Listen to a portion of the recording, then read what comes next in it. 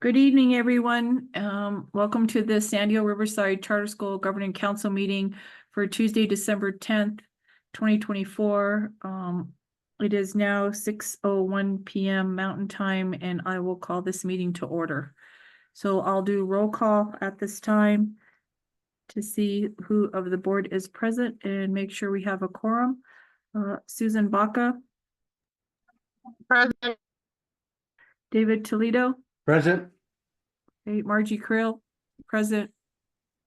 LaDonna Sando. She's not on yet, but she does plan to attend. Kiani Upshaw Toya. And she is not on, but she is planning to attend also. So we do have a quorum. We'll go ahead and move on to approval of the agenda. Did you all get the agenda? Let me see if I could bring it up here.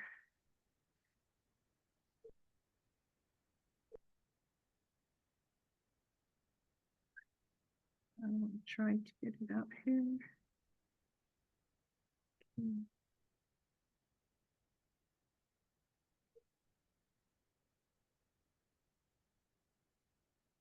Did the board members see the agenda?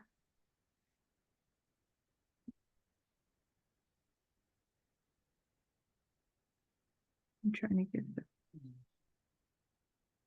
to get into my emails, you guys. I am.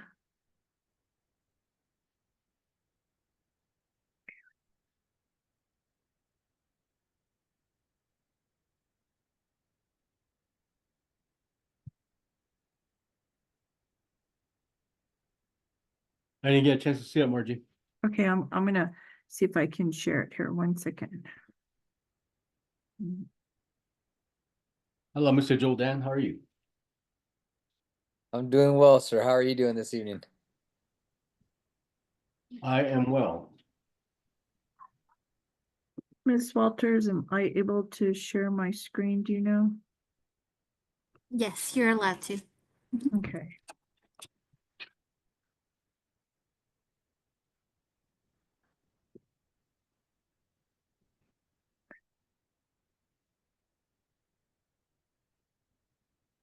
Okay, Governing Council, if you can see the screen, my screen. Yeah, can you see it? Anybody? Okay, there I am. All righty. Okay, here is the Governing Council agenda. So we just did the call the meeting to order, the roll call, and here's the opening activities. This is the agenda that we need to approve, and then we have the minutes, and Ms. Walters sent us the minutes from the last meeting, and then we have the Finance Committee report that Ms. Lerner is going to report on, and we have documents. Let me see. Is anybody? I think someone's not on mute here. Yeah, is everybody on mute? Hold on. Oh. Are you on mute? Oh, I'm sorry. Oh, that's okay. Oh, okay. So, all right. So, so then we have the documents from the PEC that we need to discuss and go over, and possibly take action on and vote on. Then we have the principal's report and public comment, announcements, and go into executive session if we have to, and then we'll go from there. All right, so if I just can get anybody from the board to make a motion to accept the agenda. And a second. I'll make a motion to approve the agenda. Okay, Susan Baca made a motion to approve the agenda. Do I have a second? I'll second it. David Toledo, second. All in favor, say aye. Aye. Any opposed? Okay, motion carried. Okay, so this is the agenda that we're going to follow tonight. And then, well, the next item is the approval of the meeting minutes. Did everybody get to see the meeting minutes? Let's see if I can get those here. Ms. Walter sent those to us.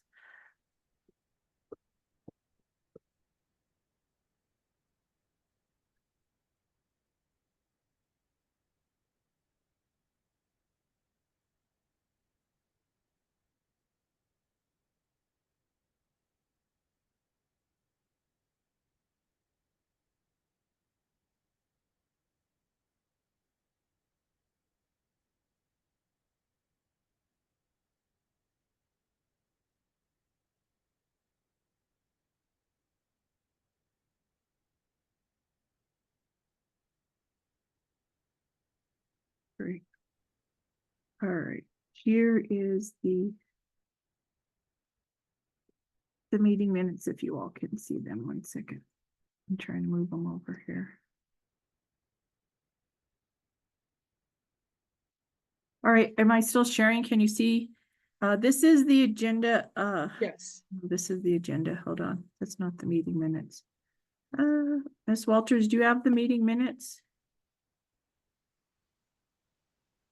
Yes, I do. Give me a minute. Okay. Never mind. Here they are. Here they are. I have them. All right. Does everyone see them here?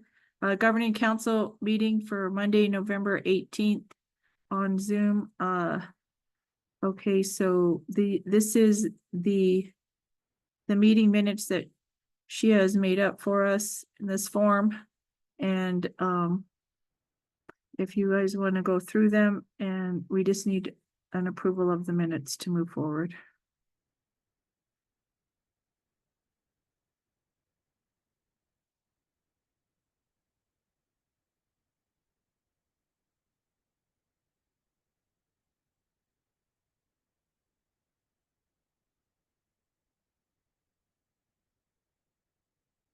I'll start right there.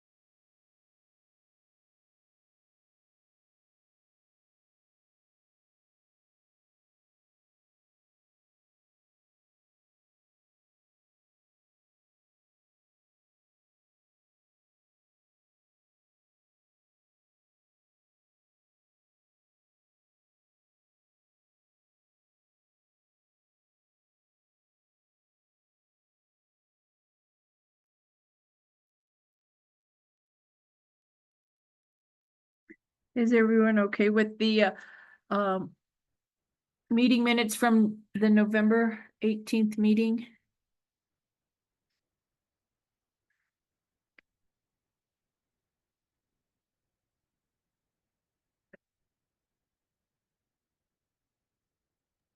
Miss Baca wrote in the chat that she is going in and out and can't say anything on audio.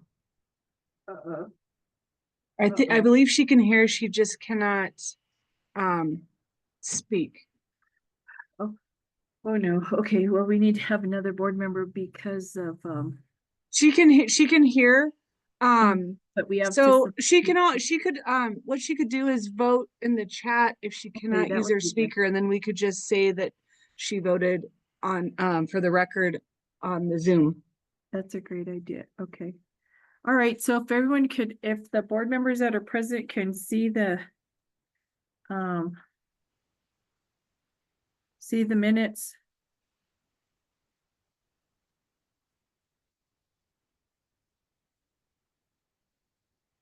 I'm gonna make a Ms. motion. Baca says she can see them, and does that Okay. mean that you approve it? Did you want to? Need a motion? Yeah. She wasn't at the last meeting, so she Okay. didn't want to make the motion, so Okay, I need to so get. yeah, we just need a board member to motion to approve the meeting minutes and then a second.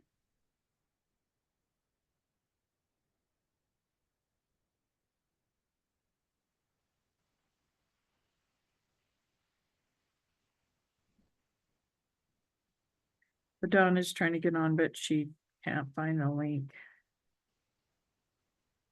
She's on. Oh, good. She's on. Kiani and LaDonna are both on. I see them on here. Okay. So let the record show that Kiani Upshad Toya and LaDonna Yepasander are both present as board members on it. So this, we're at the part one where we're showing the meeting minutes from the last meeting. So I just need a motion to accept the meeting minutes. I'll make a motion to accept the minutes from the last meeting. Okay, David Toledo made a motion to accept the meeting minutes from the November 18th meeting. Do I have a second?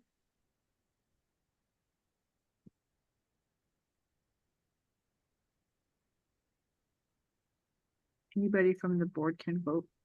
I'll second the motion. Okay, LaDonna Yepasando, second. All in favor, say aye. Aye. Aye. And Susan Baca said that she accepts. She accepts too. Okay, great. Any Yes, for the- opposed? Okay, motion carried.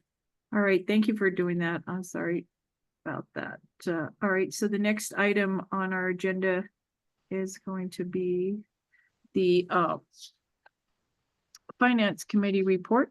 So I'll go ahead and turn it over to our business manager, Ms. Lerner. If you go ahead and I'll stop sharing and then I'll let you share, okay? Okay. Can you see my screen with the finance update? Yes, I see it. Okay. It was 50 pages. I printed them out to go along with. Okay, yes. Go ahead. So there are no bars, so I'm just gonna go into our reports. We're currently waiting for working on getting the carryover bars from our audit. PD has to approve of certain things first, so that's what we're waiting on. So hopefully we'll have those for the January board. This is our expenditure analysis review. I'm working with Mr. Lovato on all of our grants. We're currently still kind of working on getting everything situated. But we're looking good on expenditures, as you can see here. And then current revenue, we have been working on, Greg and I have been working on the request for reimbursements to get our funding, any reimbursements back from the state. And you can see yearly expenditure from each November is about the same. So we're spending about the same every month, which is good. And then you can see right here, we're currently spending a little bit less on expenditures per student, but we also have less students, and it's only like 1 quarter of the school year has happened, so that will go up eventually over time, but we're looking good at that number. And then here is the estimated expenditures by function and object code. You can see that we spend the most amount of money on instruction and instruction support, which is teachers and anything to do with the classroom. And then on the object area, we're spending the most on compensation and benefits, which is the teacher's salaries, which PD likes to see. Our cash liquidity is at a 3.5, which we're doing good right now. We will be seeing probably a decreased bar in February due to our student counts not making the 40-day count that we needed. But I'm working, me and Greg are working with Mr. Lovato to make sure that everything will be okay this year. And this year is just a building year to help for next year. Here are here's the check report. We have noted right here that this was for math licenses. That was a big amount, but this was for software. And then were there any other questions on those checks? Hold on, let me look at them real quick. Yeah, go ahead. Go ahead and look at the checks board, see if you have any questions. There was a reimbursement to Mr. Archuleta. He did buy a couple of things and we were trying to get it all paid out, but there are 2 different people that look those over to make sure everything's good on those.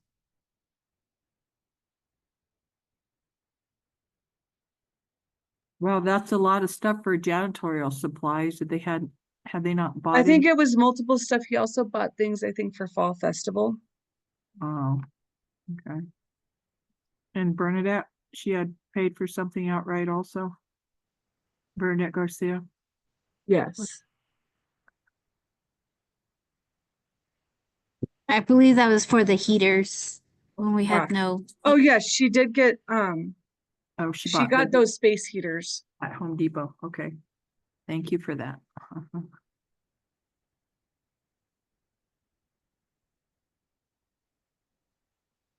And we have been working with the food service staff on making sure we get those Cisco invoices and paid in time. And that's been working out well.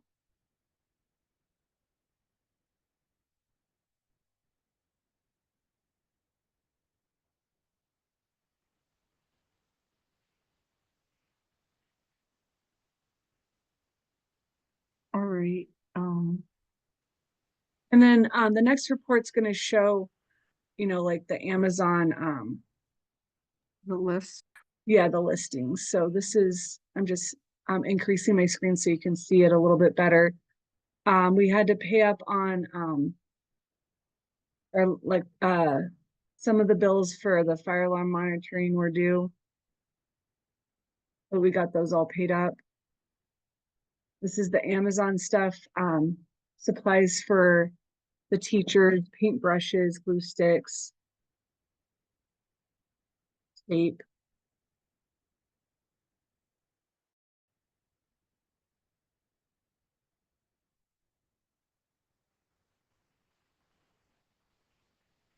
The copier. We had to, there were some invoices that we hadn't received, so we paid up on the copier.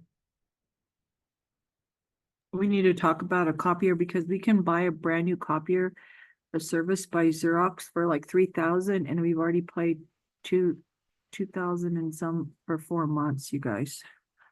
Mhm.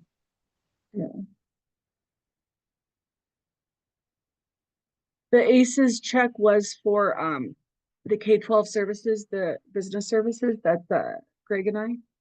And then the finance managers and all the other people involved that do stuff for the school.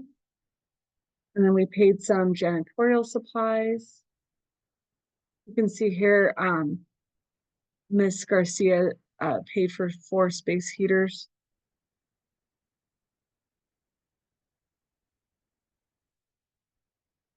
And Tony Archuleta had some reimbursement for supplies that he bought for the fall festival.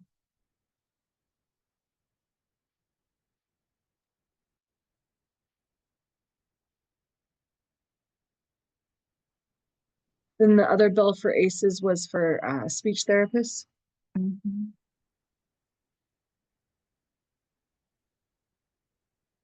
So all these licensures, do they go against a particular teacher or are they just for the math department or? It was for the math department for, I believe, all grade levels. So how come we have a high school math teacher license because Mr. Kruger teaches high school? Because we're middle school. I believe that would be for if correct me if I'm wrong, Mr. Lovato, but that would be for advanced kids. Yeah, I think usually when they package this curriculum, can you scroll up just a little bit? Yeah. I see item 010224. So I see the invoice. It's all the same invoice then, okay? Yes. I'm just trying to make sense of this too because I know that we had to have the Agile Minds curriculum, and I'm thinking they package this all together. If the board would like, I can make sure that you know, as I move forward, I can contact Mr. Kruger and contact Agile Mind and see if these were individually purchased. It seems like it was a package deal. Yes, it Right. does. All right, yeah, just to make sure that we're not, because it was quite a bit of money and I don't know if we do this annually or, you know, or if it's just per semester or how it is, but we do have a lot of licensure here, so that's a lot, 11,000 for that. I don't know if we can pay that even every year. That's a lot, yeah. Yeah, and we wanted, we can talk about this when we get to the principal's report, but one of the things I'd like to do is audit all of our departments to make sure and ensure that they are using the curriculum and that it is of high quality. But again, I'll do a little bit more investigating and to see sometimes what it is, I see the activity books that are there. I don't know how many exactly were purchased, so I'll have to go through and do an inventory on all those. And I'm just guessing that those license usually if it's a license, it's usually what like a 9-month license, 4-month license, 12-month license. So I'll need to look into that. And I think this is one of the items that did come up last week with the collaboration with the high school. So I'll get a little bit more information as we move forward on that. Okay, so if we are using the high school is using our licensure, if we could split the cost with them or something.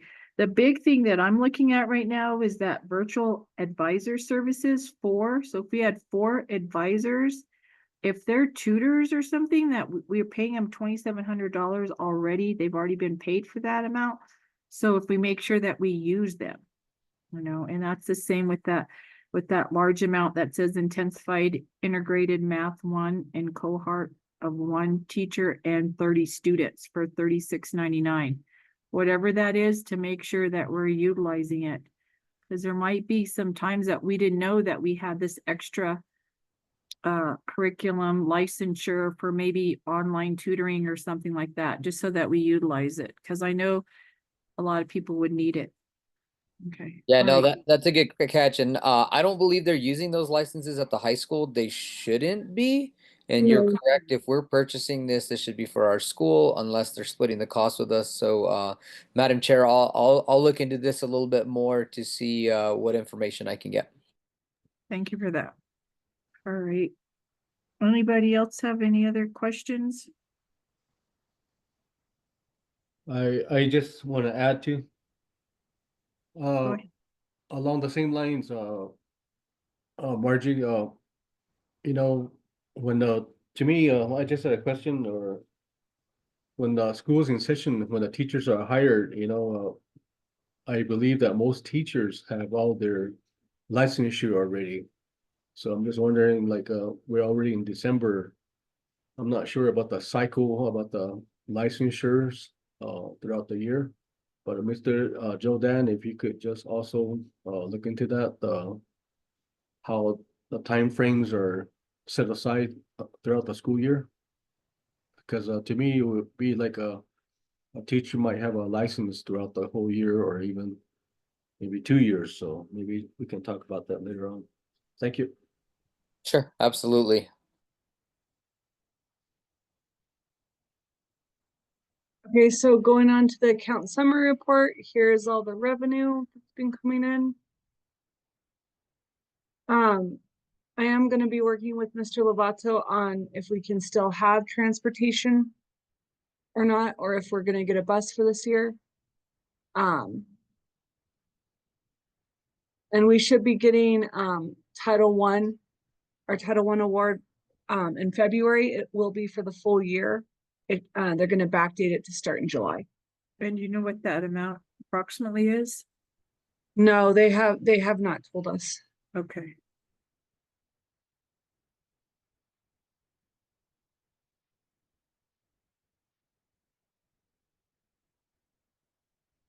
And then here's the account summary report with all the expenditure account codes.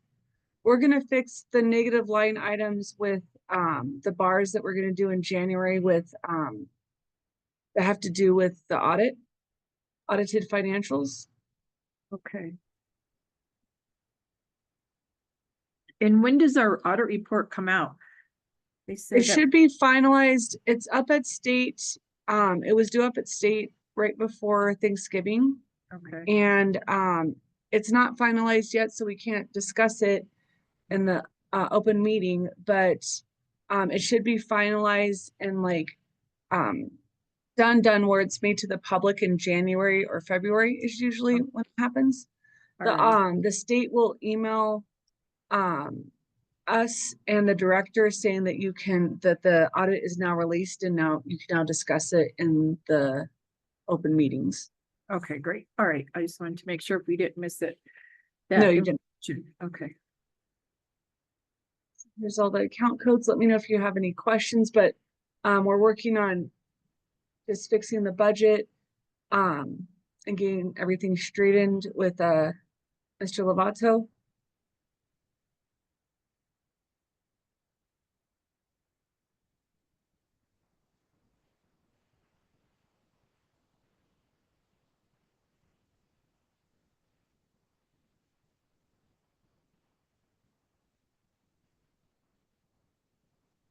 I'm just going to scroll quicker through these because it's just account codes. Let me know if you have any questions on any budget.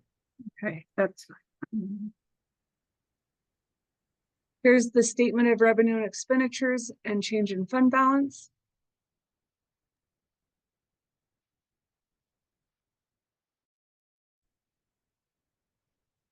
And then the balance sheet report.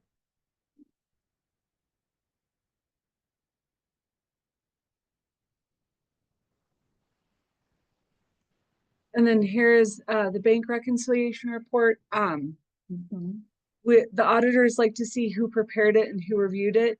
And since our finance manager was out at the moment, Greg prepared it and I reviewed it. Usually it's the finance manager that prepares it and then Greg reviews it, but we switched off this time. You mean, the finance manager for K-12 accounting? Yes. And who would that be? Marjorie is ours, that she was just on PTO. Oh, when we were okay. doing it. All right. Just due to the early deadline we had, That's okay. Yeah, I just want to, make sure that we knew who did that. Yes. Mhm. and then here's all the different things that Let me came go through the. back really quick. I just want to go up. I just want to show the people, right? No, go, that's, right where below. Where the bank reconciliation is. The little bit of a deposits that we had. And this would, Mr. Lovato had to take to the bank for the fall festival and the Halloween carnival.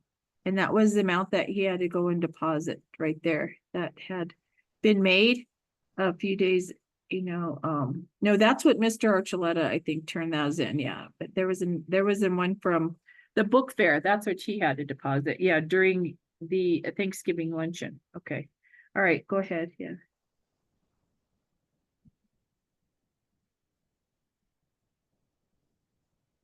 Here's the book fair one right here, the 150. Okay, The other ones are all electronic except for Fall Festival and Halloween Carnival. okay, I believe that's the same thing, but they just listed it separately. The food claim comes in electronically. Miss Baca is the one that submits that. And then SEG is our regular allotment we get 12 increments of. The Sandoval Co. SB9 is our SB9 money we get. And that's based off of property taxes. And then this RFR is, we got one RFR back.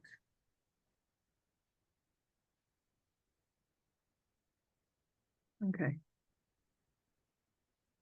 And then this is the only checks that are outstanding. Mr. Kruger's check was, I believe that was his payroll check.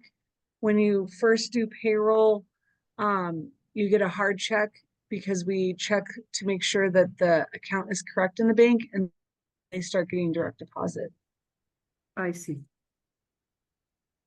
So that's not bad. And they're all dated in November, late in November. November, very end of November. So they've been clearing well, so that's good. And then this is all the account codes associated with the bank reconciliation report. It just shows all the liability account codes.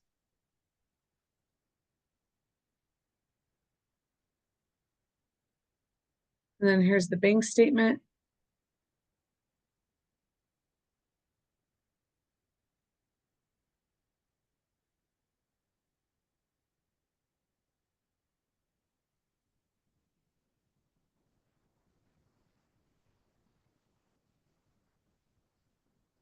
And then that was the end of the report.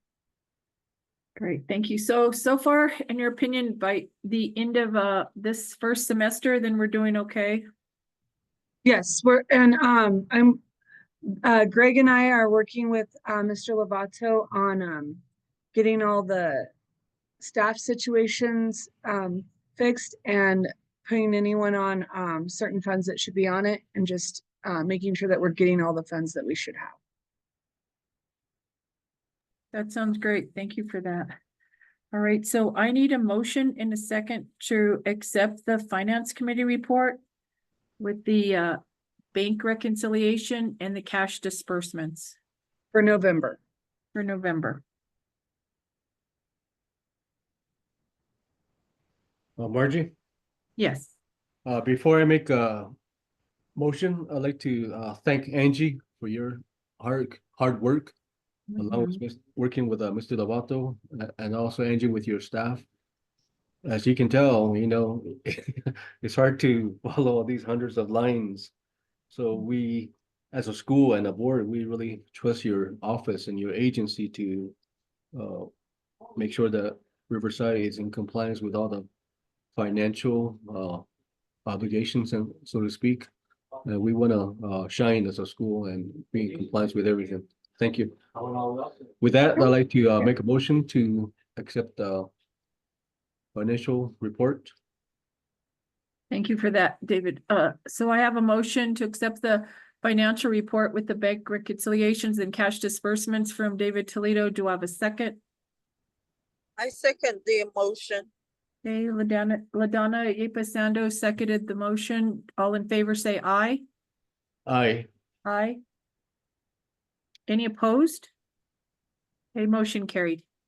All right, thank you, Angie. You could stay with us or you can, oh, and Susan Baca accepted on chat. So thank you for that, Susan. And you could stay with us or you could go. It's up to you, but we appreciate your help. Thank you.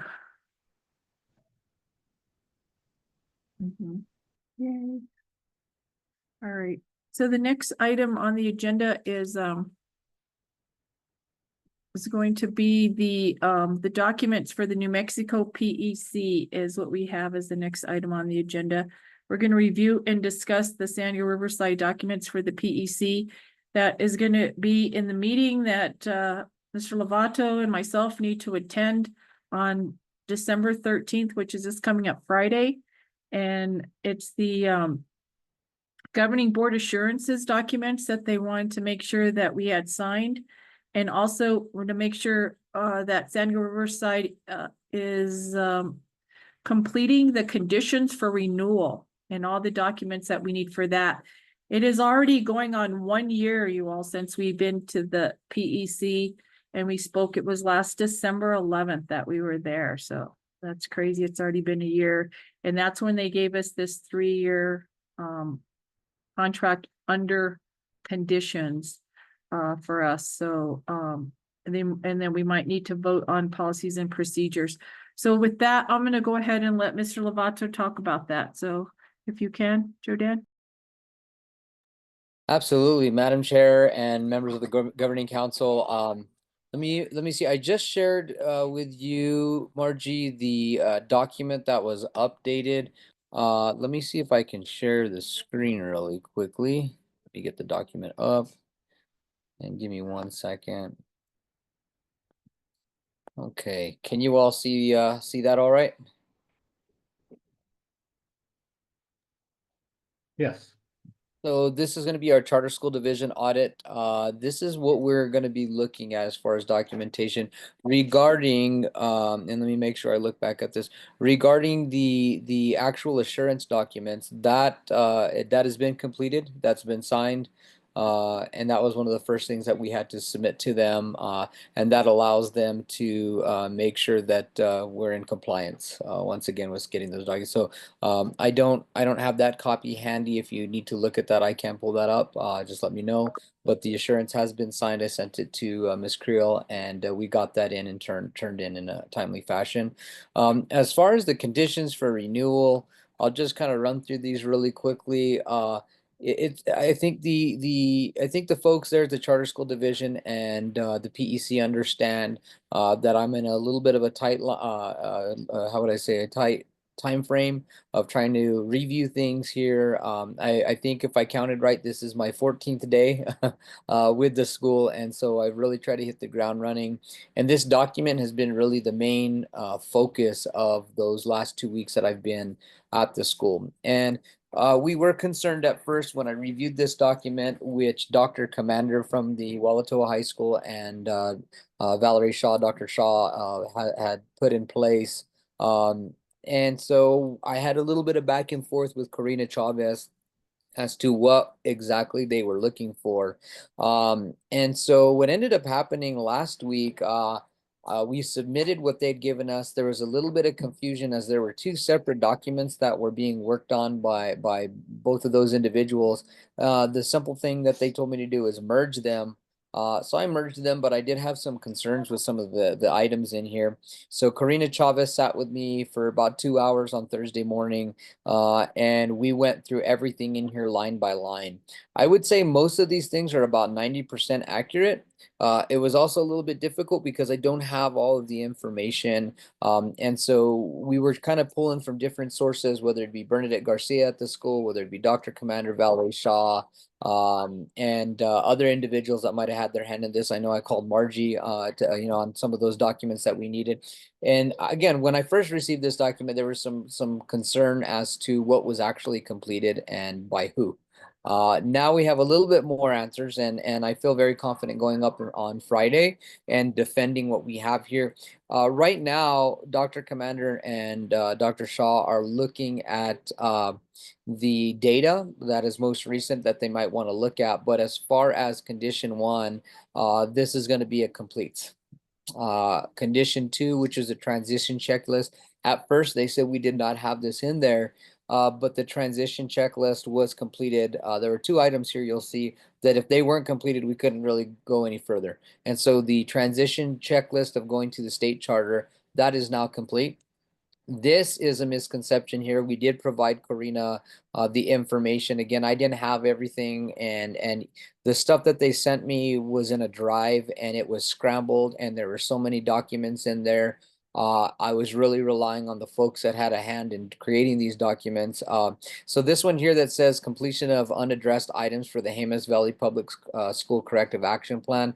We finally got our hands on that, on the checklist that goes with this corrective action plan. Even though it says incomplete here, I did email Karina Chavez earlier in the week, yesterday, and I did inform her that we did in fact find this evidence. And so if this still shows as an incomplete on Friday, I'm prepared to defend and provide evidence that this is in fact complete. And this is one of those items that if it wasn't complete, we really couldn't move forward with this. It basically says that we had to go through that corrective action plan that the Jemez Valley Public School placed us on, and that's been completed. So even though it shows incomplete, I want the board to know that this is done. This is complete. So And we'll- Dan, and we also know that it's been completed because we did have a meeting with our attorney from Right. last year, Patricia Matthews, and she did help us complete this. It was like 60 questions on here. And Yeah. she has a copy of it if we need it to, so we can get a hold of it if they need to see it. But Patricia Matthews helped us go through all of it. So thank you. Great. Yeah, I like I said, I think what I understand is there just wasn't a lot of communication between the individuals that were creating these documents, and that was something that was placed a little bit more on those two individuals that were supposedly contracted. Again, I'm finding a couple of interesting things there, and we can talk about that later in the principal's report. But that is complete, and I'm glad that we're all on the same page on that. And we have the evidence to show that. As far as the DASH plan and some of the other items here, student needs assessments, these were all complete. This is something we're going to be looking at here pretty quickly, the revised internal control policies and procedures. It's my understanding that these were already presented back in July. All we need to do is make sure that tonight we approve those. I don't want the board to feel that we're obligated to those immediately, because in January, and I'll bring this up again in the report later, we're going to have a retreat with PCSNM, and we'll be able to review these internal controls and policies. And if there's something that doesn't sit right or something that isn't accurate, we'll be able to change those at that time. So that'll be a great opportunity for all of us to be on the same page with what those look like, and to make sure that we're all in agreement with what we're going to be placing forward for our school. So it isn't incomplete, but as of Friday, I'll be able to present that that is complete. The finance and audit committees established names and submitted to PED, but not posted on the website. So they are there. I did talk to Karina a little bit today. She's been busy. I know they're in sessions right now for recharter. And I think she understands now that there were some items that were a little bit difficult to locate. Also, if you noticed, the website that was provided there, that is the district website. I found this out yesterday. There are two Right. separate websites. And one of them's so old and outdated, and that's the one they were looking at. Yeah. And 'cause I got with Jensen on this last year and I said, they're getting mad at us. Why aren't you posting?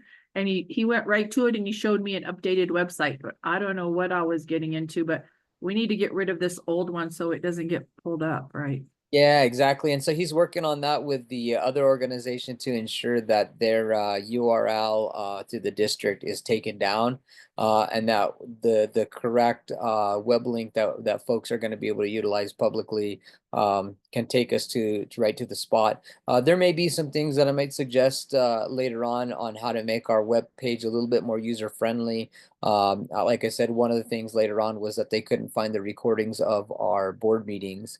They were in fact there, but it's a little how would I say, a little slide box, and you have to kind of slide it to the right to see some of the other boxes that are available. And I think it might be a little difficult for some folks. Obviously, if the PEC or the charter school division is having a difficult time, other folks might have a difficult time accessing that. And it's just a quick fix. I think we can get that done. And also we might at some point get a web designer to make it look a lot more, be user friendly and look a lot more inviting. Yeah, I think that'd be great. And so that'd be something, in the upcoming board meetings, that we might want to have a discussion on and see what's within our means. Then we had condition 3 here. This is again for the action plan and improving growth there. There's a partially completes there, mainly because of the way certain contracts were written. I've been up front and I've been reviewing contracts. I've been reviewing teacher licensure to make sure we're in compliance with the state. The partially completes is mainly because even though they basically tapped Dr. Commander to be the mentor, there's no MOU or contract with that. Her contract is a really interesting one, and I can touch on that later on. But I think the way that Mr. Archuleta wrote that contract was in the impression that she would be taking on some of this work, which I get. However, the contract is written from the perspective of a teacher contract. And moving forward in January, I don't know that we need specific services, let alone this type of mentorship. I think we can find some other opportunities and get it at a better price. And so I've already talked to certain individuals that I network with. I think there's going to be some available funds that they might, how would I say, provide us. We're going to have to apply for them on Friday. I'm hoping that that's one of the things that does come up, and we can use those funds towards towards putting a mentor in place. That would be great because it's my understanding that I never have seen that administrative mentor title with her name before. And I don't know if other board members, agree with me or not, but I have never seen that used in that way. It was really interesting how her contract was drawn up. I've already met with her a couple of times. And I see why they wrote it like that. It's not written properly, and we don't have a whole lot of footing to go in front of them and say this is what she was contracted for, because there's not a contract for it. It's basically stated at a 0.52, which is a very large contract. And I get that she's done some of the work, but it does not outline the administrative mentor component. It just says teacher. So, there's a silver lining there that I think we can get around, but I'm working on that. That's one of the main things that I'm working on as we go into the new year. Let's see here. We have our governing board mentor. We have PCSNM now, and I know Margie and myself will be meeting with Teresa on Thursday to plan out the retreat, and so we can talk about some of those items there. So that was one of the things they wanted to see, and that is an easy complete on that end. The instructional transformation. This was the diagnostics data-driven instruction MOU with Walatoa. This is actually going to be a complete. All you have to do, I understand, and I have not seen it yet, but I understand that an MOU was presented to the board in the summer of this year, and we need to just make sure that that MOU is approved. Once that is approved, we will mark this off as complete. The other end of that is I will be working with Dr. Arrow Wilkinson over at Walatoa High School to ensure that their board also approves their end of the MOU. And then we can be done with that. We will look and see what the collaboration looks like moving forward. But as of right now, since that is one of the conditions, at least we can say we did our part on our end.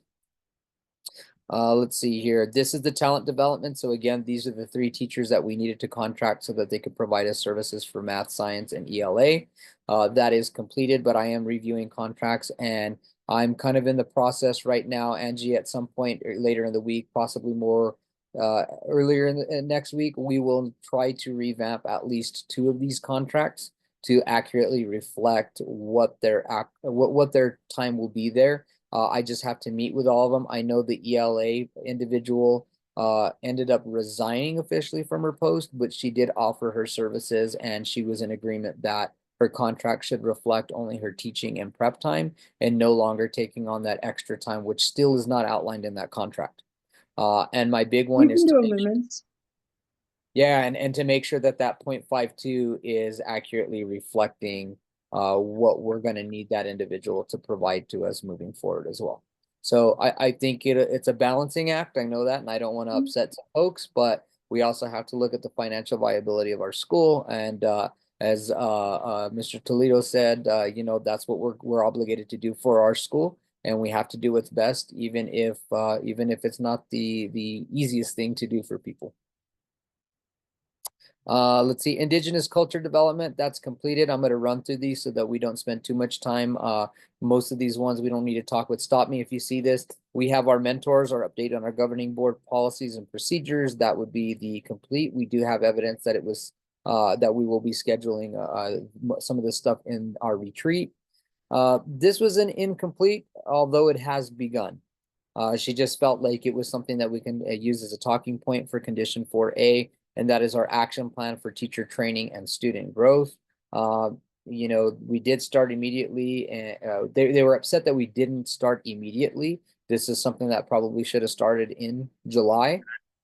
And so, you know, what I'm going to be able to tell them is I'm here now, and we've started this. Part of this goes to the PLC meetings and evaluations as well for our teachers. So it's kind of all bunched together with a couple of different things there on 4A, but I'm confident that we can mark that off as complete. Is this, excuse me, Jordan, is this something like the professional development for teachers also, teachers and staff? Is This that fits what? into it. Yeah, this fits into it because this is still part of their this is still part of that data-driven instruction, professional development, their PDPs, which is their evaluations. That's kind of tied into the student growth, and they just felt like because, and I'll just say, because there wasn't any evaluations done yet, I'm kind of racing against the clock to get some of them done. Now, the nice thing is level 2 and level 3 teachers only have to be evaluated one time out of the year. So we're still good there, but we do have one level 1 teacher. And my goal is to try to get one complete observation. I know I was advised to I only need to do an informal observation, but I think I have enough time to actually go in and get one really solid evaluation for that teacher. If not, it's no big deal. I think we have enough to showcase that we are moving forward with this, and we will get everybody on board as quickly as possible. Well, that's good, but correct me if I'm wrong, board, the teacher professional development was supposedly done on Friday afternoons, every Friday, because we even had, even last year, when we had our counselor, her name was, what was her name? Deb Benali. She was there giving professional development also every Friday. So for that not to be, you know, put into this framework, it's kind of upsetting because it looks like we didn't do anything, but we had been moving along and doing some professional development. Yeah, I think this was more related to this school year starting in August. Okay. And I think the ball was dropped on the leadership on that part. But I am happy to report, and I'll talk about this again in the principal's report. We did realign and we were able to host our first professional development PLC meeting last Friday, complete with an agenda and complete with a sign-in sheet. So we have sufficient evidence that if they are looking specifically just for this year, we can say that we've started it. If the concern is that we didn't have them last school year and we did do those, then all we need to do is make sure we pull those agendas up and provide that evidence. So I feel like this is more complete than incomplete, but again, it's going to be more of a conversation. And I'm sure they're going to ask us why the ball was dropped. And to be honest, this has nothing to do on the board end. This is the leadership that was sitting at that chair prior to me getting there, and how would I say, holding the accountability for the staff to meet every Friday, Right. or at least the majority of Fridays. Let's see here. So we're looking at student growth. We did find the Agile Mind Math. Again, we have it on the books. We looked at that in finance. They were just worried that we weren't getting the professional development for that. And it was a little tricky since we only had one math teacher, but we did uncover, and I did send the information and evidence to Karina that Dr. Kruger was in fact receiving training, and he is in constant contact. So that goes hand in hand with what we looked at within the finance report. We just need to make sure that we're moving forward, and there should be continual support for that math teacher and for those students. So that's something that I'm going to be taking on to learn a little bit more and be more prepared for January's report on what we're doing within the Agile Mind curriculum. We have Amplify for our ELA, that's completed. We're doing training. We have workplace culture shift that began in July 2024. This is just going to be an ongoing thing. It's a shift within the actual workplace culture. This is part of what they wanted to see with the MOU being signed with the high school. And I'll have a little bit more information once I start meeting with Dr. Wilkinson a little bit more. Then we can come up with a plan on what that relationship actually looks like. I'm thinking some of the professional development can happen at our school. Some of it we may go to their school. But we need to make sure we're developing a close relationship with our nearest neighboring charter school where our kids do feed in, and we want them to go and stay in that charter school system. Staff capacity, PD, PLC, there it is right there. We are realigning with the PLCs and PD meetings for Friday. So again, if there's a concern for this school year, it looks like it began in July 2024, but there was no follow through with that. We are realigning and making sure that that's going to be going. PLCs with the Wallatoa, that's something on their end. And I'm going to again make sure that we're going to develop a close relationship and cooperate accordingly to ensure that we're meeting that. This is the teacher evaluation. It says it's incomplete, but I did tell them that it is in process.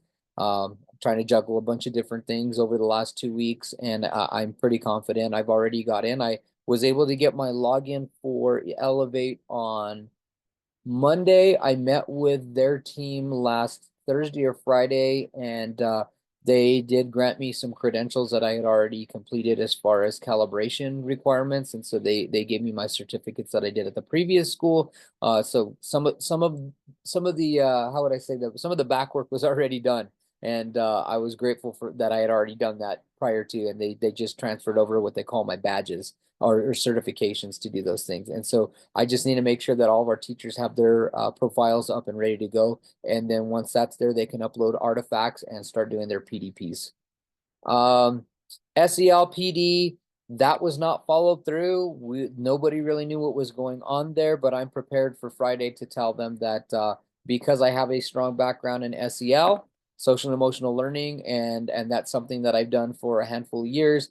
I don't really feel we need a contract out for that. I can provide that professional development, and I do have free resources through UNM and Project Echo, where I was a hub specialist to give our teachers what they need regarding professional development. So that's a resource that I'm really happy that I can help support and provide. Plan book software, I'm going to give some pushback on this. this is what they're using for lesson plans at the high school. I feel that we can take care of some things sufficiently in-house with the right professional development. And I don't think we need to go through and purchase extra software. We only have 4 teachers on staff to do this stuff digitally. Just, you know, in a larger school, I could understand that, but in a small school, I really don't think we need that. Plus, I'm not a big fan of daily lesson plans. I look at what we call curriculum maps, 3 to 6 weeks at a time, and I think that's going to be a little bit more beneficial for our teachers. Should the board and or the PEC slash charter school division want to see daily lesson plans, we will follow with that. But I have a million and one templates that we can use and follow. And I think we can create a system that will be efficient and beneficial for everyone and save the school a little bit of money on that end. We won't need to purchase that. So if they do ask us, I'm prepared to give a little bit of pushback on that, which is something that's not going to be necessary for us. Instructional transformation, that's going to be with the MOU to the high school. That was something that would have been within the collaboration. And even though the MOU was not signed, we do have sufficient evidence that there was some professional development that took place in July. Same with vector training, that's in the process, and I'm hoping that we can get all of our staff completed. But really before we go on break, but I understand that there's some folks that are still working on some modules. We do have some individuals that are completely done, but I'm going to be monitoring this, and I'll be working with Jensen to ensure that our folks are done, hopefully within the first or second week of January when we return from winter break. Let's see here. IXL diagnostics. I have no idea why that's on there. I talked to Angie a little bit today, kind of back and forth. I'm a big fan of IXL. I think it's a great program. I'm in the process of getting a quote, but it's my understanding that we didn't have this at the school. We don't have licenses for that. It's not very expensive, but I need to see what the quote looks like for 54 students. I emailed them today, and I'm just waiting for them to come back to us. This would be a great asset for our students, especially when we go on asynchronous learning. We can tailor specific lessons within math, ELA, science, and social studies. And it would all be tailored to their specific need and levels. So this would be a great intervention for us to boost up our scores. If a teacher is out and we have somebody that's in the classroom that doesn't know how to teach a lesson, we can use IXL as that backup. I'm familiar with it now that I'm coming from Turquoise Trail, and that was a great program for us to boost our kids' growth in their scores. So just know I'm working with that, and I'm prepared to tell them that I don't know why that's on there. I'm thinking that it was something the high school has, but wasn't communicated clearly that we needed to bring to our school.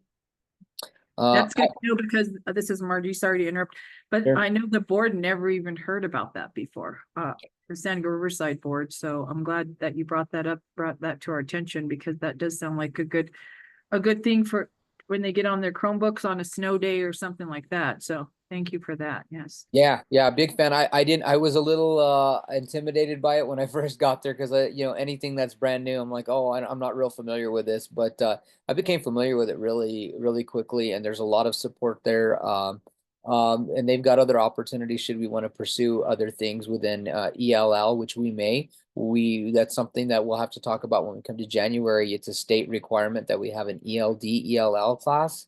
And so it's new for me working with the Pueblo. And what I want to do is ensure that we're in compliance within that requirement. And this is an accredited program that if we do need it, all we have to do is tag that license on there for our students, and there's the curriculum, there's the support, and we would get credit for that. So yeah, big fan of IXL now. iReady assessments, boy, I was really upset with this. Essentially, our charter contract states that we're going to use NWEA as our short cycle assessment. One of the individuals that stepped in from the high school decided we're going to go ahead and go with iReady assessment, since that's what the high school does.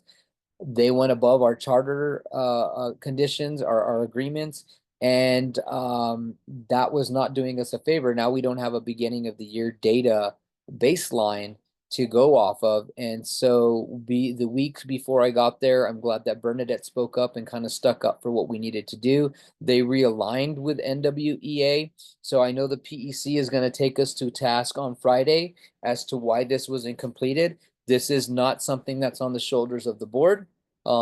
This is something that should have been taken care of by leadership to step in and say, no, this is what's on our contract. We stick with NWEA. So again, I'm prepared to defend that and let them know that we are realigning ourselves. We did get the middle of the year data for NWEA. We're going to continue to do that to the end of this year. And what I'm requesting from them is that we use last year's end of year data as our baseline. I'm sure they're going to throw a little bit of a fit with that, but there's no other options. We have to be honest. And that's what I'm going to tell them is if they want to spend time, holding us accountable, which there's no problem there, there's really no options. If we want to do what's right by kids, we either use middle of the year data as the baseline, or we use last year's end of year as our baseline. There's no other options. And we basically say, hey, we're sorry, last administration slacked off on this. They should have caught this. And they didn't, but we're here to realign and make sure that we're being upheld to what we have in our contract.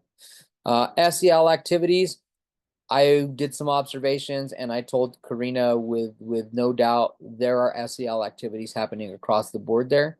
And I'm going to be bringing in a program to help support some of their endeavors. It's a free program. It's called Along. It's by Gradient Learning.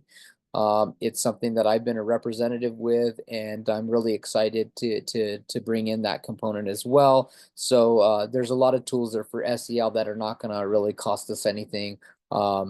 And again, that's my forte, so I'm happy to do that. I found out a little bit more about Reading Plus. I've used Reading Plus previously as an educator at other schools, but I did find out that this Dreambox program that Angie presented with me that we were waiting to see would be approved.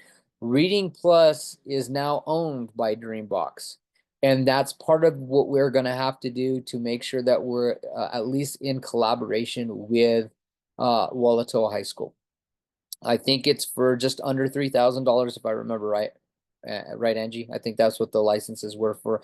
And there's a lot of other interventions and supports that go with it. It's something that I need to learn. I'm familiar with Reading Plus. I'm not familiar with all the other programs that come with it.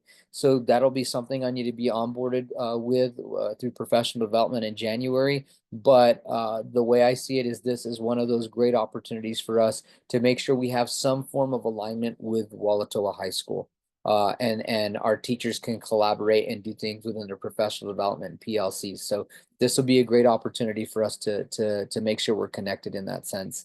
The reading intervention was there. That we do the iStation, we do Renaissance learning. That's occurring across the board in grade levels. We have a math intervention that's partially complete. Part of it is we don't have a actual math instructor. I've actually taken that class a couple of times through the last few days that I've been there or weeks that I've been there. So I'm trying to revamp the schedule to ensure that we have somebody that can step in. And as far as that math intervention, we're going to look to see what the curriculum offers. But at least if we get IXL, we have a good math intervention program that we can put in place right off the bat. Our cultural activities, well, they're ongoing. It's complete. That's an easy check. Community involvement. We have great community involvement, especially through those cultural activities. Again, having a feast day this week, even going asynchronous and allowing for our students and encouraging our students to participate. That was an easy complete. Let's see here. The tribal consultation. I know that Mr. Archuleta previously did meet with the Jemez Pueblo Education Department and the Pueblo leadership. What I'm asking kindly, and this will be in my report as well, is I feel like it would be a good idea for the board, for our chair, Ms. Creel, and any other board members here that are willing to make that introduction and make that connection for me. I think it's just a professional way of approaching that and shows that we all stand united. Yes, we can reach out and get a meeting with you and the board. And I don't know if whatever the board thinks, because if we should do it with this year's governor which the governor, they select new governors on December 28th, or we wait till the new governor comes in, but either way, you know, the governor now will be becoming a tribal council man, so we might want to do it now before we go on break.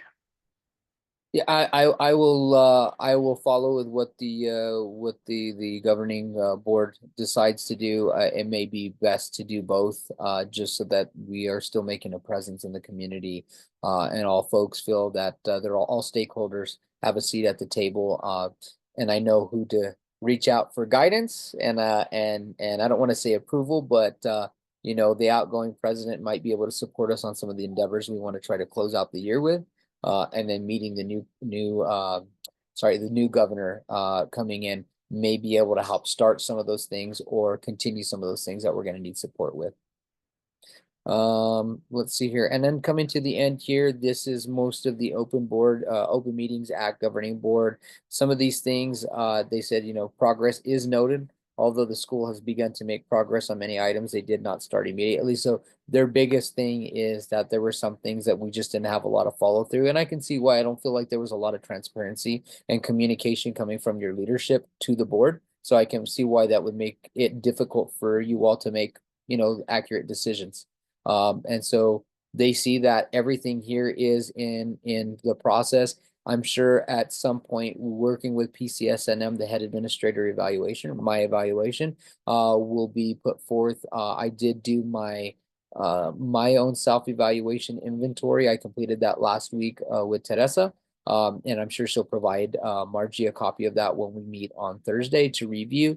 And there are certain things that I'm going to need some support and professional development with, but we have the resources, we have the means to do that. And then let's see, this is just kind of outlining where they had stuff there. We did have, again, this is just dealing with PCSNM. At one point, you guys had Kelly Callahan. Love her. She's a great person. I've worked with her as well. But now we're gravitating and going with PCSNM. They had recommended Kelly Callahan, but she never really met with us because she didn't have time, and that's how we picked up to San Diego. So yes. Oh, okay, that makes sense. Yeah. Well, I'm grateful that you all are with PCSNM. I have a great respect for everybody that works for them, and their director was on my board previously, Turquoise Trail Charter School, Matt Paul. They're a wonderful group of people, and they're always willing to help and support. So just know, you know, I'm familiar with them. I've worked with just about every single one of them, and you have some of the best folks supporting San Diego Riverside right now. So what I would say is put them to work, lean on them, put them to work, and utilize them. If there's a question that comes up that you're not too sure of as a board member myself, it's an interesting dynamic being able to work with Teresa, because we work with her as a mentor at Solari Collegiate, and now she'll be working with this board. So feel free to lean on me for anything you feel might, you know, I'm not saying I know everything, but serving at Solari Collegiate, I've had the opportunity to work with this exact mentorship, and it's a fantastic mentorship. I've learned a lot, and I can honestly say it's one of the things that's really prepared me for taking on a head administrator, a director, principal role at this charter school. So fantastic that you guys are working with them. Partially complete within the establishing the audit and finance committees here. They were unclear when they started meeting, so I need a little bit of guidance on this. I don't know what they're really looking for. From what I'm understanding is just basically saying that whenever you meet with your finance committee, maybe that you have that on the calendar, which I believe you do, and your audit committee, and that you have some form of an agenda that shows that you're going through those items. So, Joe, Dan, I was gonna say, really, San Diego Riverside just needs to have possibly a finance committee meet right before the meeting, because currently the whole board reviews it.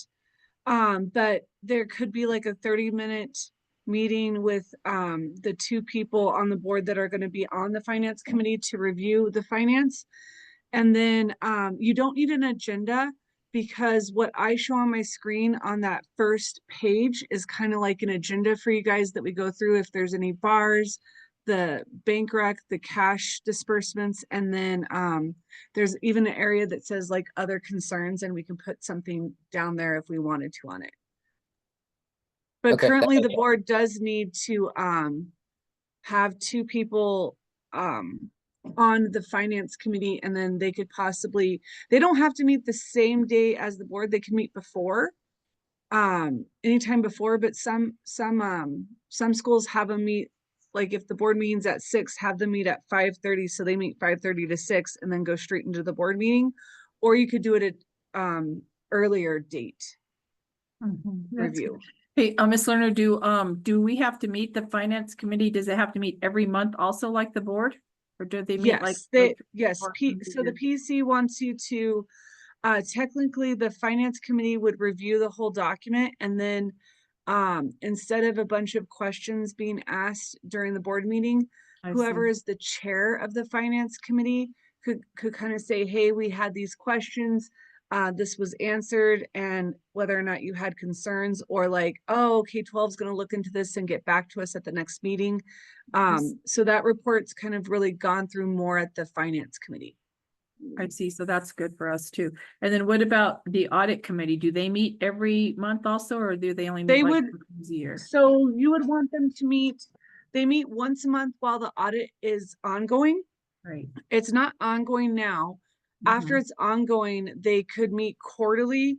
They're supposed to meet quarterly, but basically if there's nothing to go over, then you just say we're not having a meeting because there's nothing to present.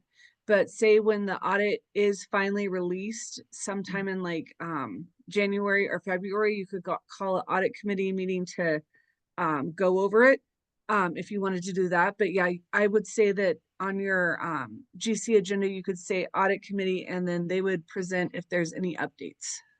Okay. All right. That's good to know. Yeah, thank you, Angie. So it sounds And I like can we help need to meet. Joe Dan on who could be on both boards. I mean, both committees. Okay. Awesome. Thank you for clarifying, and lean on PCS and M2. Again, that's a nice opportunity for you to put them to work.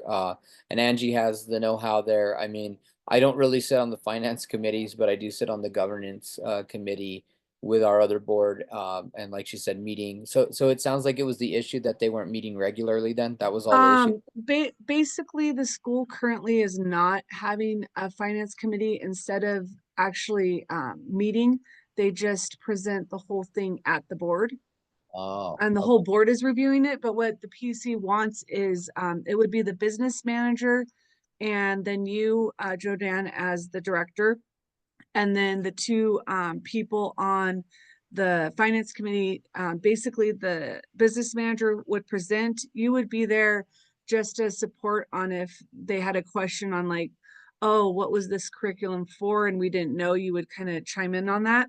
But basically it's the K-12 would be presenting, and then you would be a guest, and then the two other people on the board would be asking questions and reviewing the documents.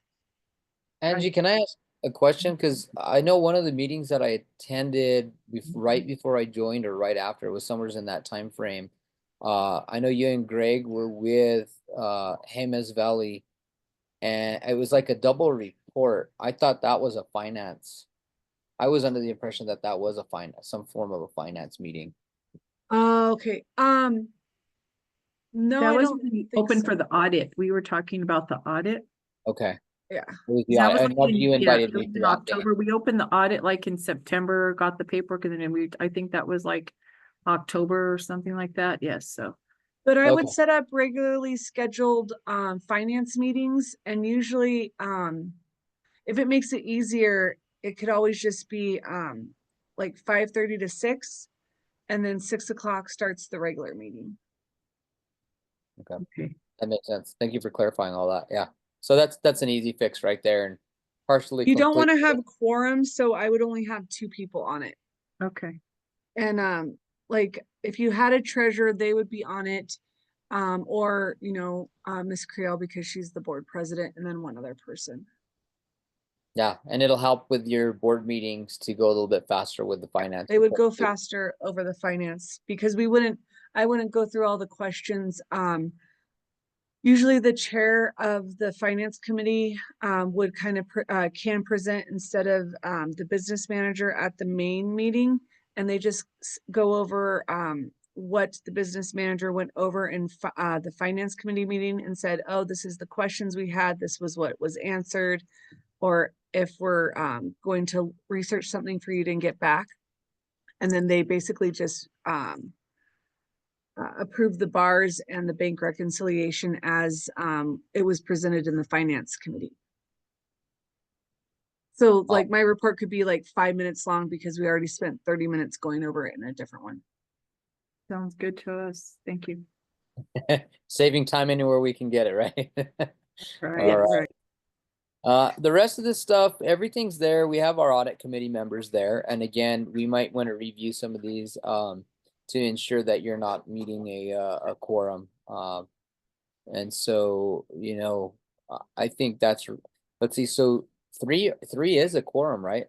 Yes, And 3 is a Yes, so quorum. you don't want to have more than 2 on any, so you can't have you can only have 2 people on the audit committee from the board. Mhm. Yeah, Or else it's gonna be quorum. And then, so for audit committee members, you need 2 board members, 1 community member, and 1 parent volunteer. there you go. That'd be awesome. So we can review this, and then I have a recommendation for a possible other board member. So if you're Okay. really still, you know, want those 3 people, by adding more board members, that lessens your ability to have a Yeah. quorum. Yeah. Okay, that's And then for finance committee, no, that looks good. There's only 2. Yeah. But Okay. if Miss Creel wants to be on it, I would just have her switch out on one of the other ones if she wants to be on the finance. There you go. Awesome. And then coming to the end here, their big thing here, again, we're going to do this tonight. You'll just need to approve the policies. That's the policies and procedures, your internal control policies. I'd say my recommendation is just approve them as is, whatever's presented, and then we can review those in our retreat in January. And anything that changes, we just we make an addendum to those changes, and we move forward. So I think that was an easy one that we can take care of. And then our meeting of both audit finance committee, that's why they're rehashing what they did up there, partial completion. We just need to make sure we have the complete names. And I told her the names are here, but I don't see that as being a really big issue. And then the last one here is report to governing board. That's the chair of the subcommittee. Partial completes evidence of finance committee meetings in some board agendas since March. They're there. Again, I'm thinking they're using this other. So for evidence of the finance committee meetings right now, I would just show them the finance committee reports that K-12 gives you, because the first page is like an agenda on what's read, and just explain that currently right now the whole finance committee basically meets during the meeting and everything is presented and approved at the meeting. It's not separate. Not separate for right Yeah. now. Yeah. I Okay. have, But the whole physical report, the whole 50-page report is shown for the GC meeting. Okay. Because at other GC meetings, what if you present at a finance board, you just scroll through real quick and be like, these are the bars, here are the bar numbers, we had no questions, and everyone just approves and there's no discussion, but that's because the finance committee already went through it. Okay, that makes sense. Yeah. And that's what we're looking at as far as our conditions document. Are there any quick questions that I can answer on that? no, I know it was long, but I thank you for going over it, because actually this is probably the first time that several of the board members who are listening right now have actually seen this document. So Good, I'm good. presenting it to everybody and showing them what we're up against. And every time the PEC dings us for something about the conditions of our renewal, this is what they're talking about, everybody. So you know what it is. Okay, so what on this, we reviewed and discussed the documents that the PEC is requesting from us. We have the governing board assurances. We voted on that last board meeting on November 18th. And you have that with them, the conditions of renewal, and then the MOU with Walto charter, and vote on the policies and procedures. So those are the things that we need to do action items on right now. Is that correct? So what should we do first? Like, do we have to, like, you know, do any action items on the document that you just presented? There shouldn't be any action items on that. They're not looking for approval. That's something that we have to go through regardless. I think the only things that I would suggest is approval of the MOU that was established in the summer with Walto High School as presented. I don't have a copy of that and I haven't seen that yet. And I was hoping we could get a copy of that. But if you have a copy of that, you know, whatever was presented in the summer, you just say approval of the MOU as presented. And then the same thing with the policies and procedures. Okay, so we'll go ahead and call for a vote. The MOU with Walatoa Charter, what we were talking about was discussed in April, as April 19th, 2024 special board meeting with our attorney present on Zoom, and we were present live with Dr. Commander and Valerie Shaw. And that's where we voted to collaborate with the Walatoa Charter. Would that be something that they're looking for, or do they want a direct like MOU, like we're sharing services and all of that? The MOU should just be a basic agreement. Arrow didn't go through anything specific. I think it's just a generalized, how would I say, a document showing solidarity that we are going to be cooperating together.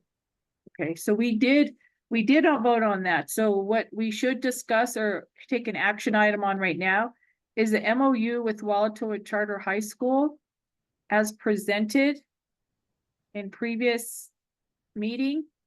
And we're going to go ahead and accept that right now tonight. Is that how we should do it?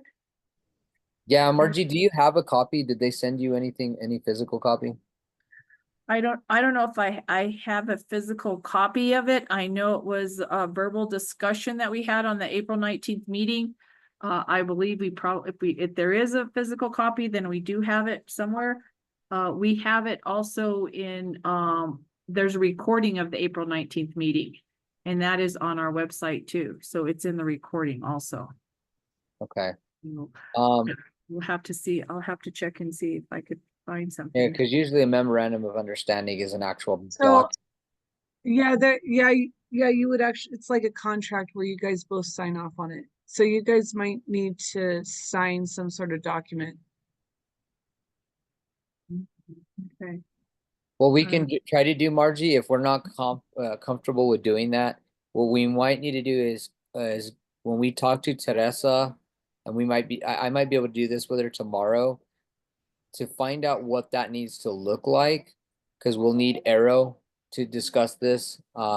We can just come up with something generalized like, hey, this memorandum of understanding is you know, to showcase our collaboration between San Diego Riverside and Walatoa High School through means of professional development, PLC, resource, or whatever it showing, just standing in solidarity. Let me talk to Teresa about that. What we'll probably have to do is, if we don't have an actual document now, we'll go ahead and just say that you're going to table that, and we might have to call a special meeting before Friday, and just bring it in, post an agenda. It's going to have to happen very quickly, obviously, and see about getting that approved. If not, worst case scenario is that we tell the board we tell them on Friday we're in the process of establishing an actual contract, an actual MOU that will be signed off by both parties, and that we will be holding a special meeting next week to complete that. Okay, that sounds good. And which meeting was it? Did it happen? Well, when we actually said that we would collaborate with the state chartered Walatoa High School, it was April 19th, 2024. So, and then also, I did find an email dated from Ms. Archuleta to Dr. Wilkinson, Dr. Commander, Valerie Shaw, and myself that says that we lost our ability to process an ORI to conduct our own fingerprinting and background. We have been advised that acquiring our own ORI is a time-consuming process that requires a lot of patience. Furthermore, you know, we would like to employ the needed services for the operations. Our business manager has recommended that we enter into an MOU with the Walatoa Charter to serve as our ORI. So that's part of it. So that's part of the you know, That's a MOU. huge part of it, yeah. Yeah, That's big. so there is things like that I could find back, Yeah, I think the board just has to, MOU contract between the two, and then the board can approve and sign it. and then there's an MOU that was between August 6th. It says, like, as I understand, we needed to complete a new MOU with Walatoa Charter High School and the San Diego Riverside Charter School Kitchen, as we had an MOU because we were providing them food services in the previous school year.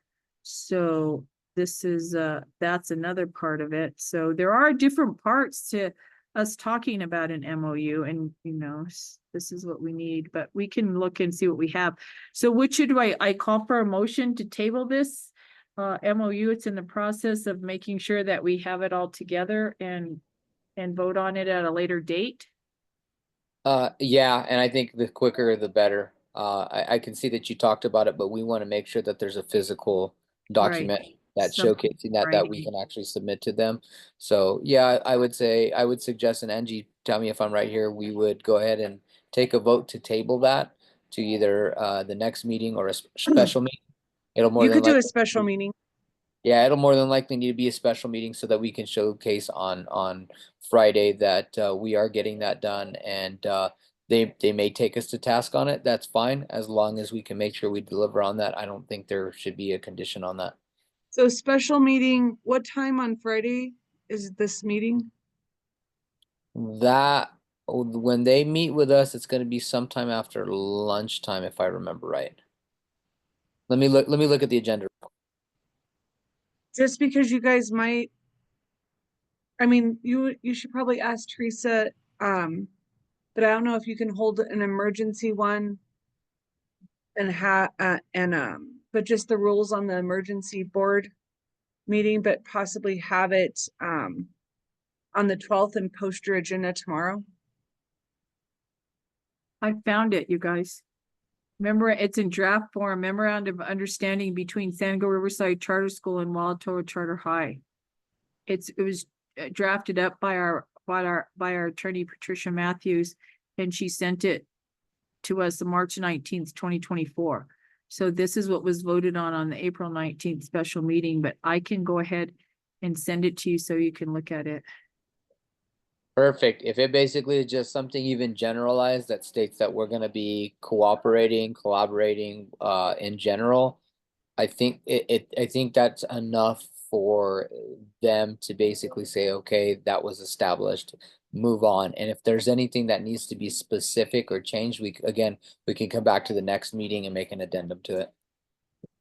Okay, so what should we vote on tonight?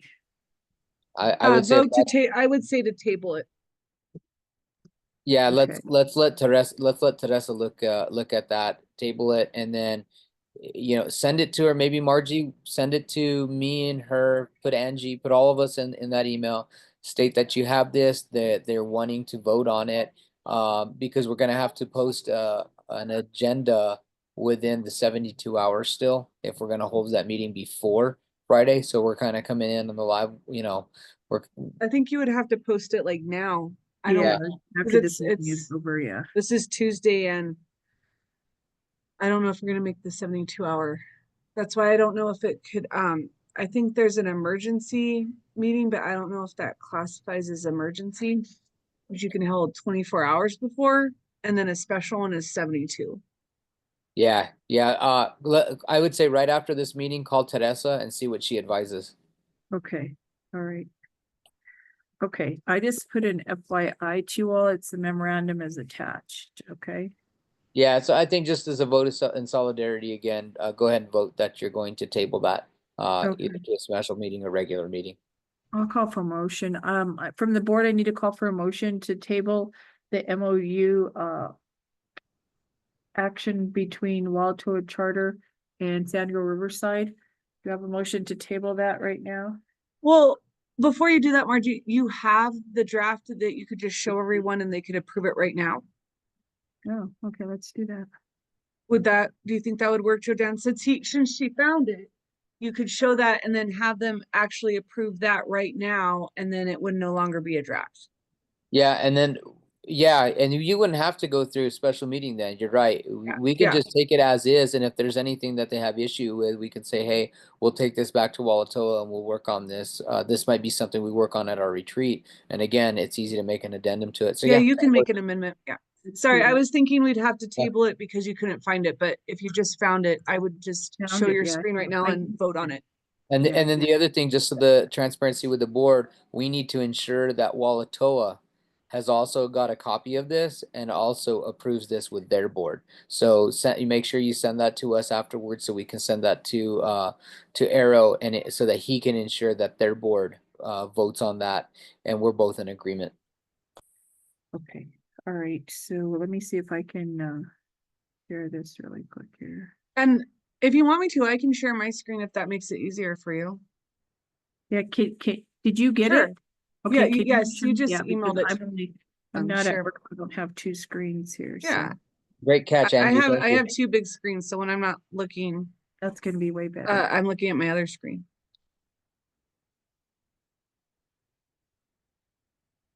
So then, I believe we would have to entering into this day going forward.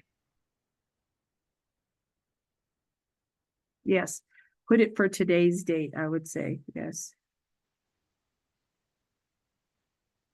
And the On the- bottom part, we'll have to make sure that the head administrator is updated. I think Tony's still on there.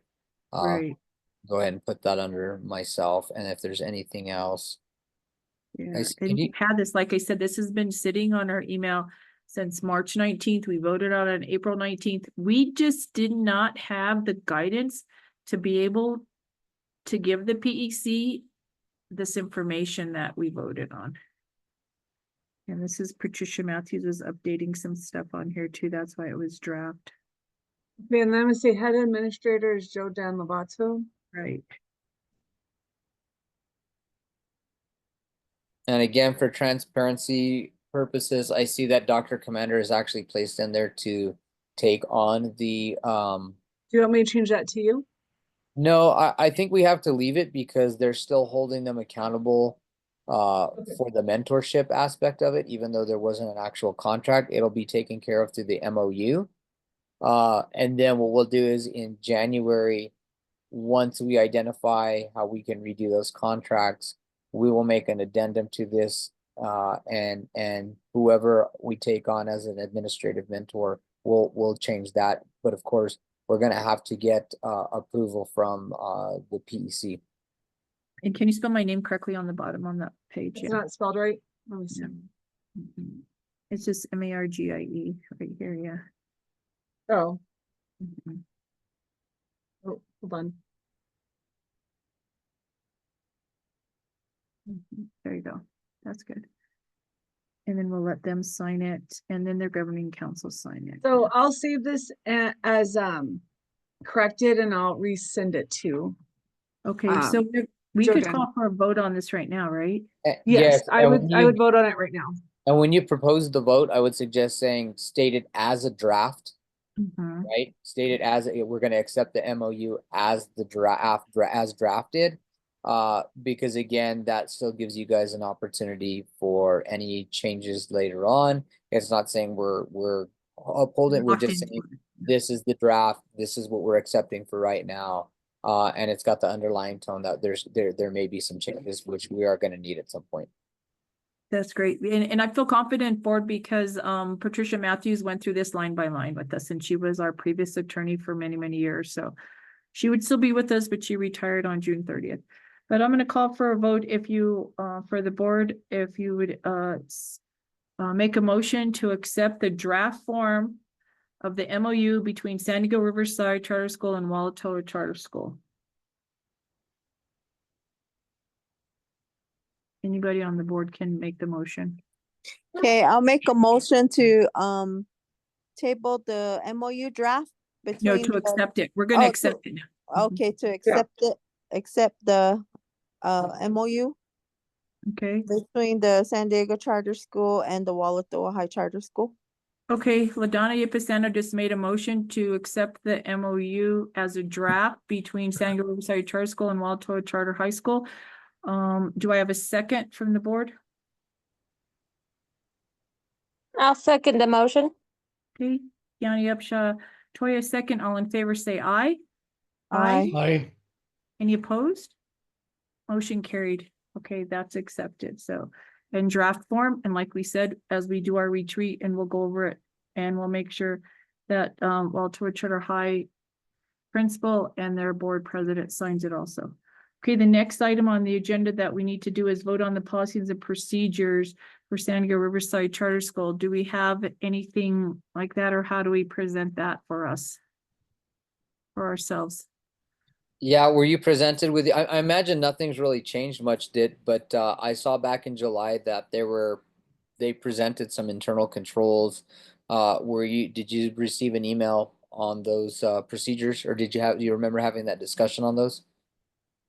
At one point, we didn't go over it extensively, but I can probably see if we have anything on the policies and procedures. That's from the school, right? Yeah, and I mean, Controls? naturally, I think those are there, right? You have your internal controls. I think they would be posted, whether they're in a handbook, whether they're on your website. I think that's something that's kind of critical. And again, Angie, I'm gonna kind of lean on you here because that's something that's kind of fairly new for me for updating those. So for internal procedures for business office, you guys can use the K-12 procedures for that kind of stuff. And then I can look through and help you on what other ones you're missing. But currently right now, your all your procedures and policies, you just state that you go off of Jemez Valley Public Schools. And we should No. have our own. Well, we're But not, for all those things that, yeah, I can help go down with that. okay, let me see, So I just agree with blanketed Joe Dan. approval. I would approve what you have right now so that we have them, and then we can make changes and approve amendments at a later meeting. okay. And I will send you, we got a letter back in October from the PEC, the chair, Patricia Gibson, talking about New Mexico performance framework, policies and procedures and all of that. So I'll forward that to you also. Yeah, but let me look and see if we have something else in here.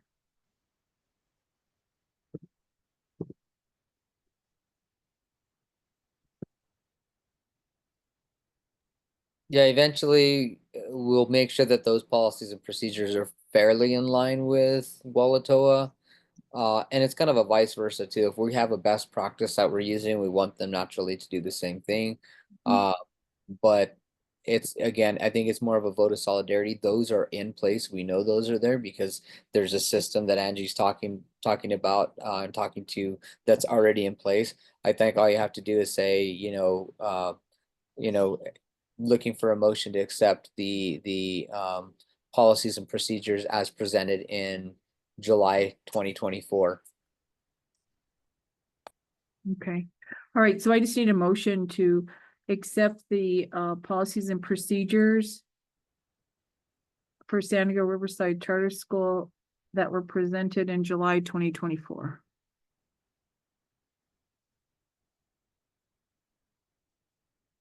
And anybody on the board can do that.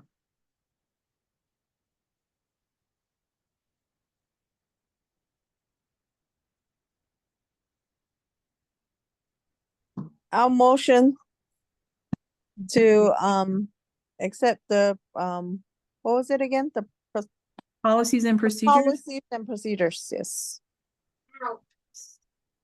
So LaDonna Ipasando made a motion to accept the policies and procedures of San Diego Riverside Charter School as was presented in July 2024. Do I have a second?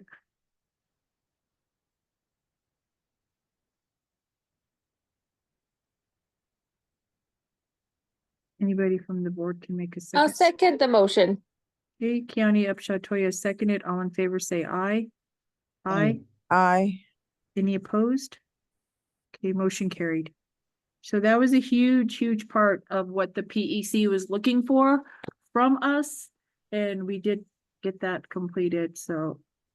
Yeah, and Margie, let's see, I know, let's see, Shandi, I think you're still there. Let the minutes reflect the specific language that they were approved based off of what was presented in July 2024.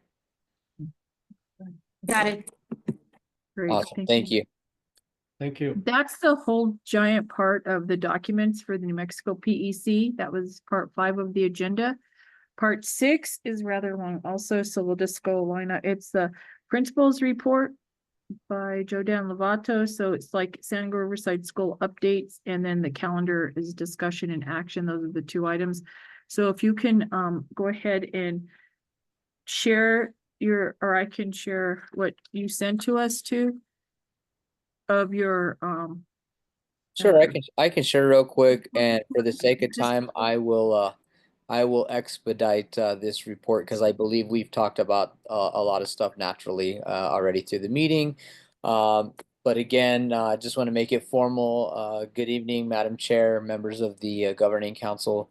I appreciate you guys having me this evening. My principals report, my first principals report for San Diego Riverside. I'm very excited. And again, I appreciate you guys giving me the opportunity to lead this school into a new era. And I just want to talk about our membership and enrollment really quickly. We received 3 brand new students. Actually, yeah, I believe 3 new students the week that I came in. So that really helps us out moving forward. We don't get funding for them right now, but if we keep them in those seats moving into next year, we will get a little bit of money for them. So that's one thing we're going to be looking at when we get into the springtime. We need to increase our membership and enrollment. That's how we get our budget. That's where we're going to be able to get all our nice new shiny things and be able to sustain some of our high quality teachers for years to come. So think about some ideas that we might be able to go out into the community or even outside of the community. I'm thinking we can look into places like Bernalillo where we can start putting some flyers or doing something unique. I always say that our best recruiters are our students. So, you know, just something to think about ahead of time. How do we get more students into our school? Our NWEA middle of the year data has been completed. I just received a report from Ms. Commander, Dr. Commander, which I have not gone through just yet. This is what they are expecting me to present to the Public Education Commission. I just want to take a glance at it real fast. And I don't really see the actual report that I'm looking at. I just see a generalized report. So all I can say in terms of what I'm looking at right now is I believe all but 1 student has completed our testing. And once I roll this data up and put it into a dashboard, I'll be able to talk about what our growth percentages are, what our percentiles are, what our projections are, what we want to do, or whether we're on target, rather, to meet their target scores as we move forward to the school year. Staffing. Looking at staffing, looking at licensures, we had some staff that were promised some things that we just can't do right now. We'd be out of compliance. And so I've been having some tough discussions with staff, letting them know that they need to get licenses. If they want to volunteer, that's fine. And just making sure that we're being honest and open with what our school's needs are. One case in point is we had an educational assistant that apparently could not, for some reason, get her license. There was something missing. We did find out that it was just the superintendent's verification form. I filled it out. We sent it in, and within about 5 minutes, I know Jensen helped out, and Jensen's been a great help. Shandi as well, but they've been great help in trying to ensure that that paperwork is sent in on time. That EA was, she received her license on the spot. So that was an easy fix for the day. I don't think it's going to get any easier than that, but we can sure try. But I was really excited about that. Community events and participation. Very excited to see what participate in the cultural events that go on within the community. I just want to say that I'm still learning, and I think it's beautiful that we allow our students to participate, and we encourage our students to participate. Within that, our equity council, we're going to need to revisit this. We're going to need to find some strong folks, maybe a teacher or two, definitely some parents to sit on the equity council. It's very critical for our school since we serve some of our students that are from the Pueblo, especially since that equity council was born out of the Yazzie Martinez lawsuit. We want to make sure everybody has a seat at the table and has their voice heard. So we'll be revisiting Equity Council in January. Extracurricular activities. Sports is a great way to bring our students to our school. The downside of what I have to report is I've contacted 4 schools that we did play for basketball last year. We were trying to salvage a basketball season, and the only school that's willing to schedule us is NACA. I don't feel that it's in our best interest, and I know this hurts me and this pains me as an athlete to focus on salvaging a season when we haven't had any practices, we haven't had any tryouts. It's just something that we're probably going to have to take on and swallow because all the teams have already scheduled. I've asked some of the teams that if they cancel at the last minute, keep us in mind. That's a pretty rare occasion since I did some AD work last year with the previous school. So what I think we need to do is just start focusing our sights on track and field and try to get a schedule going so that we can ensure that our students have at least one sports season to go. And I think that's going to be one of our strong suit based off of the trophies that I've seen in that cafeteria. We have a fantastic legacy of runners, which was also one of my sports. And so even though we're going to lose out on my main sport, basketball, and it pains me to do that, I think we really just dive in headfirst and really focus on getting a track and field season going for our kiddos. And we got plenty of field space back there. So I can already see a little spot where we can start a long jump pit. We'll get it going. I'm pretty certain that we can get that going. We do have basketball opportunities for our 5th and 4th graders, and I believe we can move our 6th graders down for that. So we're salvaging what we can, and that's going to be more of the local club that's going to be doing that. But again, I'm grateful that we do have some of those opportunities in place for our kiddos, and we're gonna go in strong for a track and field season. That's what I'm gonna push for. Good to know. Let's see here. Morning huddles. We did our first huddle. Basically, this is an opportunity for us to come together. I don't want to say a prep rally, but it's just a good way to bring everybody together and start the mornings. The kiddos seem to like the first one. We start off with music. We start off with celebrations.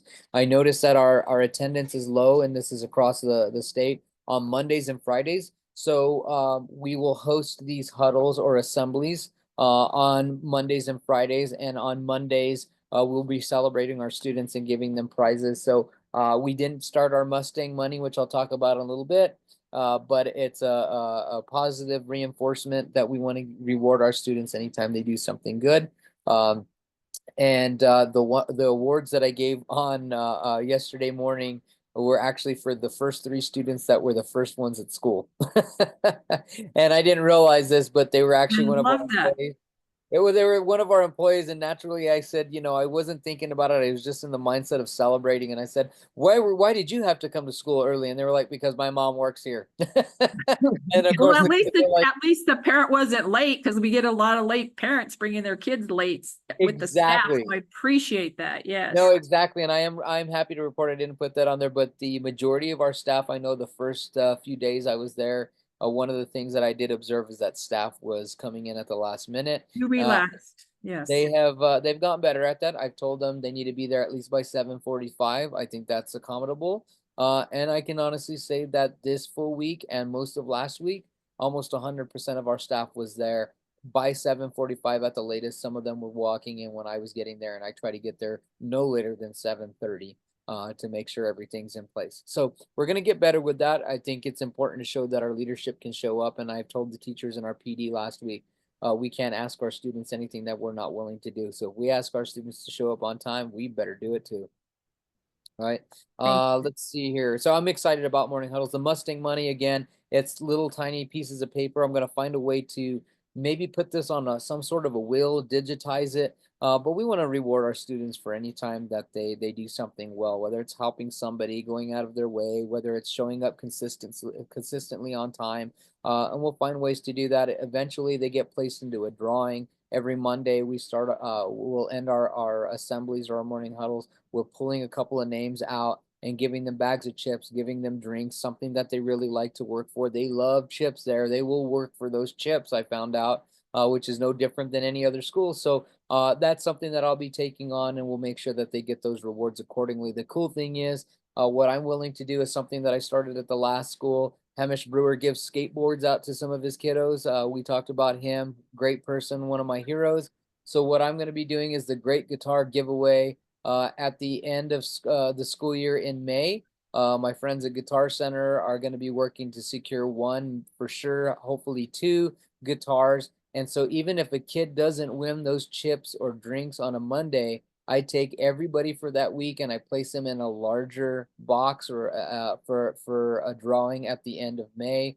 And we'll probably give away hopefully two guitars to two lucky students who have been working hard all year long. Again, they earned it. It's an incentive, and a lot of them were very excited to hear that something like that was going to be coming to their school. If people want to donate other prizes at that point, we're open for that. I do have other prizes. It's not just guitars. My father, who's a former athletic director, said I'll donate some sports equipment to give to them. So maybe some basketballs, maybe some baseball gloves, some baseball bats. So if you have some friends that would love to donate anything, even gift cards. I had some folks last year that said, "Hey, I got a stack of gift cards I haven't used. $5 for Chick-fil-A here, $5 for McDonald's there." We'll take them. I think it's just nice to celebrate them, and it gets them excited for the next school year as well. All the years I've been on the board, I've always said every year, I'm a huge person for incentives, always, yes. Big, and I appreciate that support because that a little bit goes a long way. I'm happy to report we started our Friday PD PLCs. We started off with convergent and divergent thinking. They got to see how I roll as a leader. I'm a different person as well. And I was really excited to see some of the teachers who said that they were losing their spark starting to get a little bit of it back. One of the things we're going to do for our PDs next year is I'm going to have a sign-up sheet, and every teacher in the school, which is everyone. When I say teacher, I'm referring to custodians, I'm referring to cooks, because everybody that is part of our story at San Diego Riverside are teachers, you all included. So I invite you to participate. If there's something that you're passionate about that you feel is important to teach our staff, I would love to give that opportunity, but it's important to empower our staff. They're the professionals. They know what they're doing. So I'm asking that they provide a 30-minute PD somewhere between January and May and present that to the staff. It can be about anything. Hopefully it's something that's teaching related, but I wanted to focus on a skill that they can take back and maybe share with their students. Let's see here. Collaboration with Wauwatoa Heights Charter School. I don't need to elaborate more on that one. A collaboration is rolling, and I'll need to meet with them to see what this looks like as we move forward. We are going to host the introduction to him as Pueblo Education Department. We can talk about that, Margie, when we meet for our with Teresa. I'd really love to stand united as a school board, as a school, and making sure that I understand that there's some differences, to put it lightly, Right. but this might be an opportunity for us to actually front and make sure that we're all sitting at the table as stakeholders and making sure that we're centered on what's best for kids.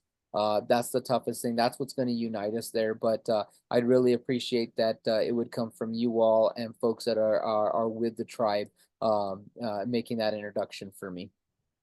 Let's see here. Open house. I realized that we didn't have any parent teacher conferences and we need to make sure we get report cards out. That's something they're going to ask. So I think the easiest way to do that is to do an open house. We've tentatively scheduled this for next Wednesday, December the 18th. I think we're going to go ahead and put this down from 4:30 to 6 o'clock. It doesn't mean that we're going to go to 6 o'clock. It just means that's open there. And the reason why I chose that time is because the folks that maybe don't have to go to work can come in a little bit early from 4:30. It'll give teachers a little bit of time to plan and prepare and clean up their rooms, any presentations they want to have. It'll start off from 4:30 in the cafeteria. I'll present myself, introduce myself, do a Q&A for any parents that might have any questions for me. And then we'll send them to the classrooms to meet with the teachers where they will hand their report cards out to them. And if they have to do a parent-teacher conference, I'm asking teachers to schedule that with them when they return from break so that they're not bombarded with everything all at once. But I know that that's something that is really important for us to get off the ground. And I feel like it's a good time, even though we're doing this late. It's also going to be a celebration. It'll be Christmas themed. And it sounds like we have one of our elementary classes that's going to be singing for whoever's there at that time once I do my introduction. But We might have to change the times on that. A lot of parents work and they do have to travel. Maybe if we give them a heads up, they can take off a little bit early to get, to the school. I don't want to do introductions at 4:30 when half the parents aren't there, because I do want the majority of the people and the parents to meet you and to know that you're there, and let them hear, what your ideas are and all that. So if you might want to, flip it around and do the introductions maybe at the end of the program, Sure. Might Yeah, be that's a great 5 to suggestion. 6:30 or something like that. But we do have to revamp that time frame, because I know people will be rushing from town to the school, and if they get off at 4:30 or 5, they'll be running to get there. Yeah, so. Okay. that's Okay, no, just that's a my great thoughts on that. suggestion. And like I said, it was tentatively scheduled. That's why we didn't place the time there. I don't think Shandi has placed anything out there yet. So that's great feedback for me. And yeah, the suggested time would be from 5:30 to 6:30. Is that what you're I'm saying? seeing like from 5 to 6:30, something like 5 to that. 6:30? Okay. And then And they we can can- meet with the teachers and get the report cards and maybe do your introductions at the end. And I like also it. put up some money for, and put door prizes for parents, because I'll tell you what, I can get like, buy some gas cards at the Walto Charter Convenience Store, at the Walto Tribal Convenience Store, stuff like that, so, Oh, that's great. Yeah. yeah. Fantastic. I'm glad I'm bringing this. Sorry, and I want to make sure you guys can still see my screen, right? Yes. Okay. It's because that we did not know that there was a collaboration between the Walto Charter High and San Diego Riverside on August 28th or some date like that. And the board didn't know until like an hour before that meeting was happening. And so this is great that we know this ahead of time and we could prepare for it, and we can actually, take off work too and be there too. So. Yeah, and I was gonna say the important thing is if you're available as board members, we'd love to have you there. Again, it's an opportunity for us to stand in solidarity together, stand united. So thank you for that feedback, Margie. I appreciate that. And Shandi, I know you're on still. If we can discuss that and try to get something out before the week's end, the sooner the better. And I love the door prizes. Yeah, people will show up and and show up for those prizes. So I'll find a way to make sure I can donate a few things as well. Sure. Let's see here. So then we have our governing council membership recommendation. I'm bringing a recommendation for the board. I know it's difficult for some folks to meet on certain days. Patrick Segura is a former colleague of mine that we were hoping to hire here at the school. I know Margie had the opportunity to meet him, and he's just a wonderful person who I have a great respect for. I don't want to say that I just kindled a friendship with him, because he dang well knows that he held me accountable as his supervisor. He's just he's a professional. He did take another opportunity which suited his family situation, better, so that he can provide for his family. But he was really interested in exploring opportunities with the board. I feel like he's a great asset for you guys to bring on. He's committed. He's well educated, and he's local for in some way. He served with the police department for a handful of years there and knows many families. And so I think it's an asset to have somebody who can step in, hold myself accountable, be honest and transparent, but also have that connection with the community. So what I would love to do, with the permission of the board and our chairwoman, Ms. Creel, I'd love to send the information for Patrick Segura for you to vet and reach out to see about bringing him onto your board and adding him to this great team. I would like that, because I really enjoyed meeting him. I appreciate, like you said, everything he stands for, and also, and I know some board members kind of want to back off maybe, and they haven't been able to because they're afraid that we won't have a full board, and we don't want to be in trouble again with the PEC with that. And also, yes, if you could give him, we do have an application in the office for board members, that would be great. Okay, awesome. I'll reach out to him, and I know he did say that he would also like to see how he can help bring other folks that maybe he's networked with there locally to the board should you need more membership. And so I said, hey, I'm not going to get involved in that. I'm going to leave that to you and the board once we get to that point. Any other board members that have a comment on that, though?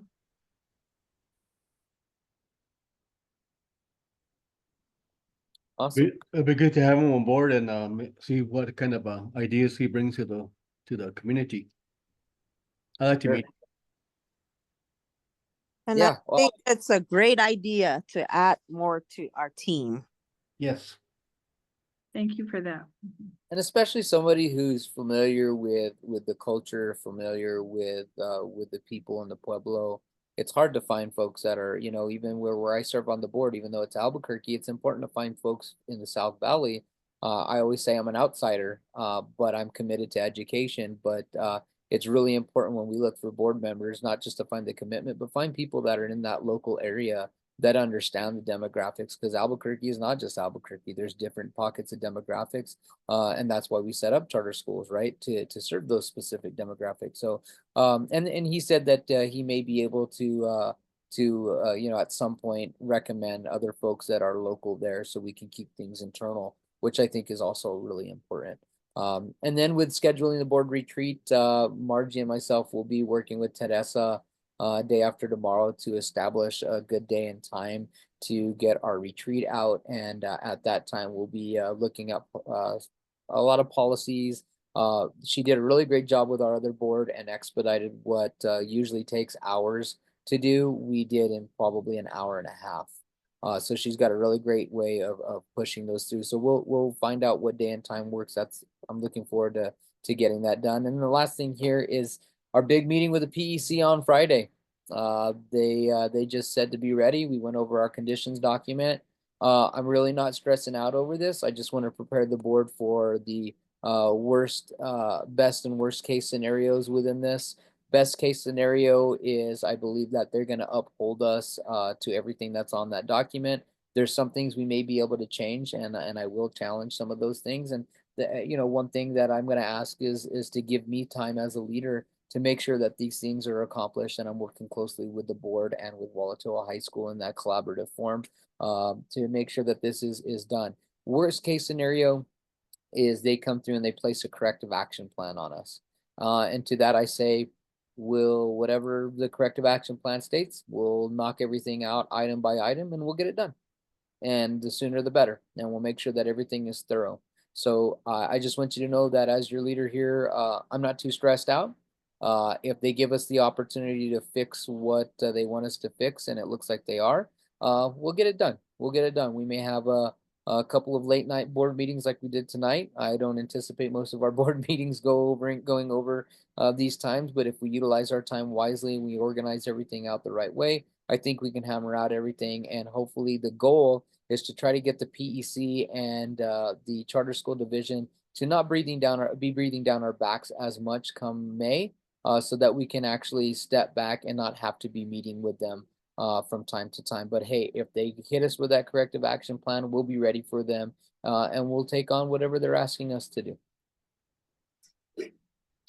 So with that, that's my first principles report. Again, if the report isn't to your liking or your specifications, if you'd like me to elaborate in future principal reports, let me know. I'm more than happy to accommodate your suggestions for the way that you would like to see these reports.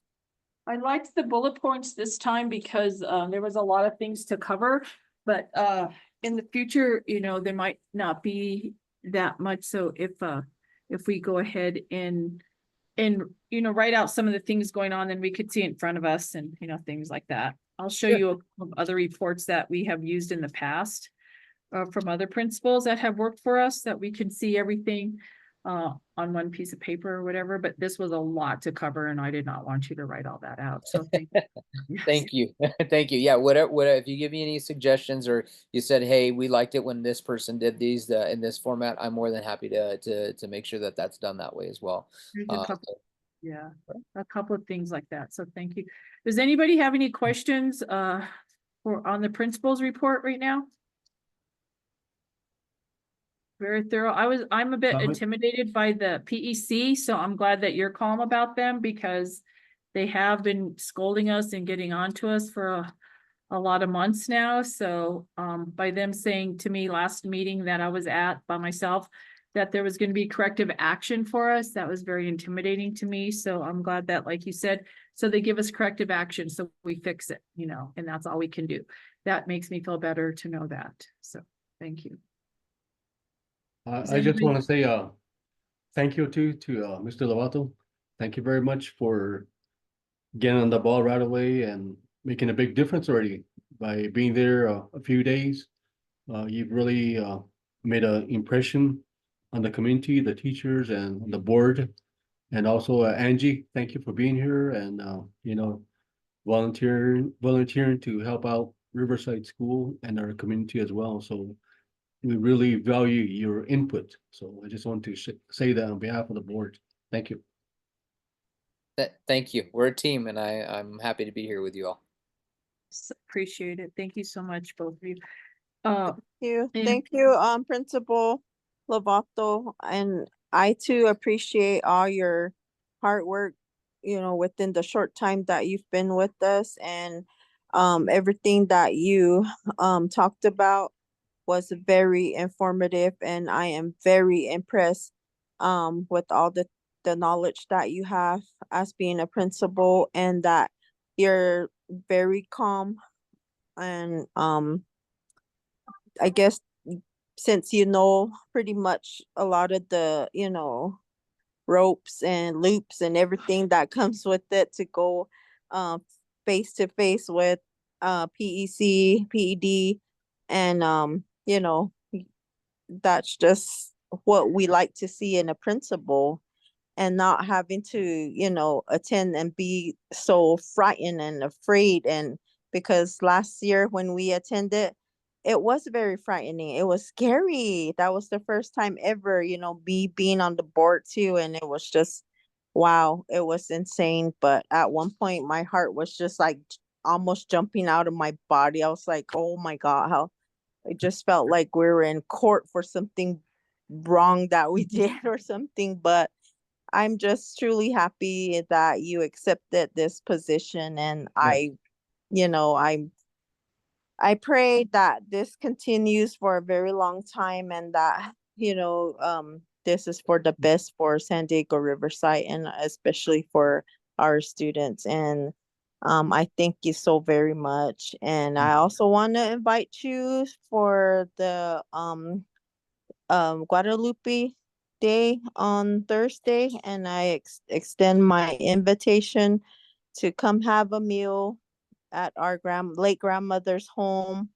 So you're more than welcome to come. Everybody is welcome to come. So have delicious food and feast it with us that day. Thank you. December 12th, yes. I'll Awesome. take Thank them you. there. And We'll thank be you for there. your commitment. Thank you again. All right, I appreciate that. We'll move on quickly to the next item on the agenda is public comments. I don't know if anybody has any public comments right now. You're free to submit them on the Zoom chat. Or verbal. Margie, I think you didn't approve the calendar yet. Oh, that's right. The principal's report. We added 2024-2025 school year calendar. Does anybody have that up?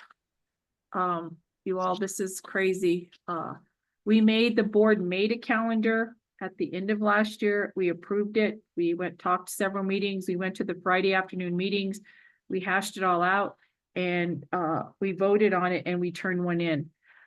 When we found out that the PEC was looking at our calendar and the one we turned into them and what was on our website were two different calendars. So somebody at the school or the Waldorf Charter High or whomever changed the calendar. So this is different from what we turned in. And this is not a good setup. First of all, we were never off on the Wednesday before Thanksgiving. We're usually a half a day, but they took off that day. We're usually off on December 12th. They did not put December 12th as a day off here. So Jodan Lovato is going to help change that. So we're going to make that. Can you go ahead and let them know what you discussed or what you found out about the So staff? what- that you're gonna do? Sure. I can let you guys know because I was helping Mr. With- Lovato on that. So Thank you. basically, we are switching back to our calendar that was approved at PD. They did want us to reapprove it because there was one early dismissal date, August 9th, that had already happened that we can't undo. It does not affect the budget because your early dismissal day of 1:30 PM does count as a full instructional day, but because it was classified as early dismissal, they want us to reapprove the calendar this way. So we changed all the stuff back to correct it. And then if you guys, I have spoke with Mr. Lovato, if there is a feast day or anything like that where the whole school is out celebrating with the Pueblo, you should have that as a remote learning day, and it's more of your learning cultural things. So you do not have to say that you are off it, and you don't need to announce it. It's just, Like a field trip. yes. Good.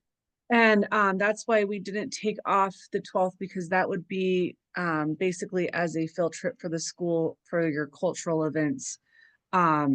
And then that way there is no instructional loss either, because they are out learning their heritage and things at the Pueblo. That's great to know. Thank you for that. But yes, Is the PD did want you to, I did already submit the new calendar to them that showed it corrected. It does not affect your budget because the 9th will still classify as a full day of instruction because you have a longer school day just to begin with. But they did, I did have to resubmit it as an early dismissal day with that 1:30 PM time. And they do want the board to reapprove it at this board meeting because I have to report to them that it was approved on, that the amended calendar was approved on December 10th. And they will look at your meeting minutes when they're posted. So is this the calendar that we're gonna present to the board then? Is this the one that we're Yes, voting this is the on? one that's on the website, and this is the one that we just need the board to approve. Okay. Because it has that early dismissal date on August 9th, and then we did change everything back to what was approved already at PD for future dates. Okay, well, we have to change something on this. Because that week of April 25th, that spring break, we can't, that has to be changed because, the Pueblo always holds the, like, Holy Thursday, Good Friday, and, as ceremonially, traditionally, days off, and that would be the 17th and 18th of April. So we cannot take that whole week off of the 20th, and we usually only have for spring break. If 17th, it's ceremonial, 18th, did 20th. you still want to claim that as your remote learning days though? No, it's because, I don't want them to have that many days off in a row. Okay, We have Thursday, Friday, Saturday, like that. So I personally, I don't know what the board thinks, whatever you guys agree on, fine, is to take the 24th and 25th and, change them to the 17th and 18th. okay. So the Can we- board could approve the calendar with the corrections of moving spring break to April 17th through the 23rd. And then school is in session the 24th and the 25th. Right, if that's what you guys agree on, that's my thoughts. I don't know what you guys are thinking of. Yes, I That agree sounds with that. good. That I sounds agree with good, that. Margie. Yeah. So the motion should just be that you approve the calendar as shown with the corrections of spring break will start April 17th and end April 23rd. And school will be in session the 24th and the 25th. Let me tell you something else on here. It does say on here on the bottom about Martin Luther King Day is January 20th to 2025.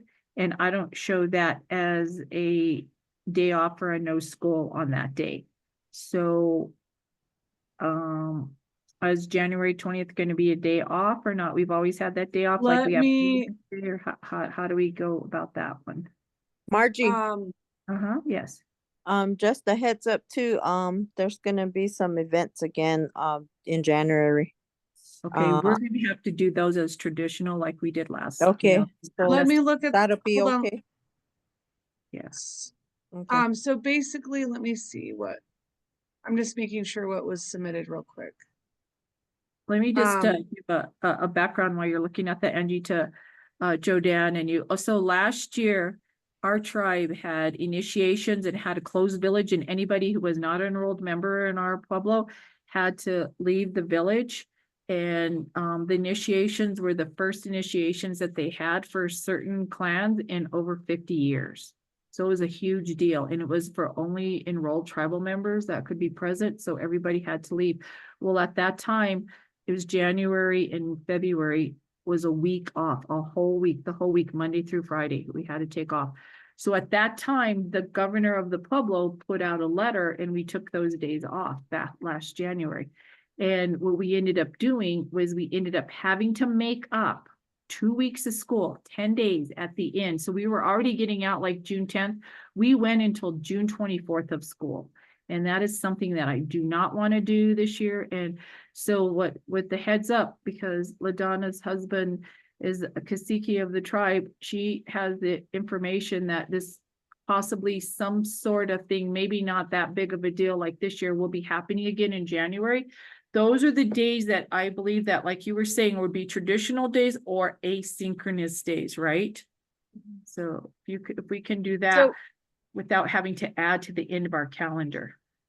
So, January 20th is, it is reported correctly on this calendar that you would be in session. Mhm. The calendar got approved that way where you do have school on the 20th. If you don't want to have school on the 20th, you're gonna need to add a day somewhere else on the calendar.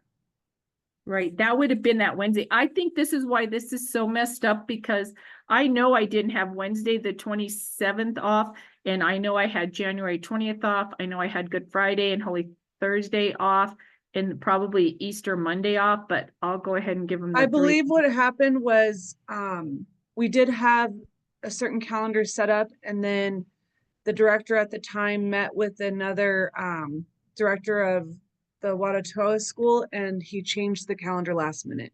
Okay, and that's And not, that's the one that got it. it should have gone through us because we know the Yeah. traditional days and what's going on and all that, so. All right, well, what Did do you like? want to, you Want could January 20th possibly, off?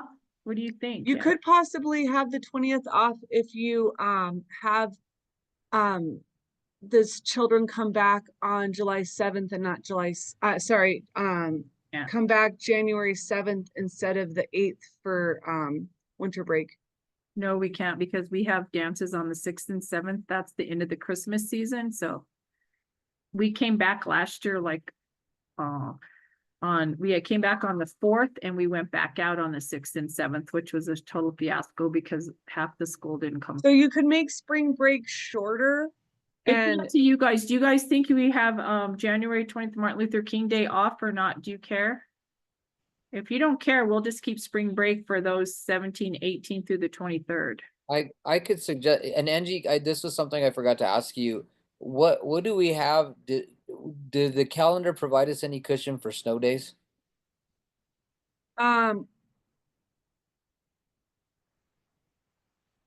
yes, but I do not know. So basically if you do, you have extra days in there because you're getting extra money from going over the 180 days. Okay. But if it's a scheduled day off, then we're gonna owe money PD back because they're gonna take it off of the extra allotted of money that you get for the extra day. So you could do the 20th as a remote day. Yeah, that's kind of. I mean, You we could could do do it that that, way. or we could move it to. And I don't like doing this, but we could move it to June the 2nd if we had to. It's just a tad awkward, yeah, because Yeah. basically right now, I believe the last day of school is July, May 30th. So you would have to go in, and I don't see how you'd really get kids to come in on. No, I wouldn't. Let's just leave it as that and maybe no one will notice. Martin Luther King Day's not off. You know, so some kids might come, some kids might not. I don't think. It'll be a snow day, Margie. It's gonna It snow might 10 be, feet who of knows? It snow, might be. We're not gonna- We'll They're just see already what getting all- happens since we're being recorded right now. Yeah, they're already getting off a whole lot of days during Christmas, so I don't think the 20th is gonna be a big deal. If the board doesn't think so, we can leave it like we're gonna approve Yeah, it. yeah, just leave Martin Luther King Day on there. Okay, so they'll be going to school that day. Something else comes up, like you said, we'll go from there. But I think that we need to approve this calendar and get it posted, but only change the 24th and 25th to be off on the 17th and 18th. And then we can approve the rest of the calendar. I'm okay with it. We're not going through the end of June this year. The teachers will be happy, the kids will be happy. You know, life will be good for us, so. I just need a motion to approve it with adding that in, if that's what you guys agree on.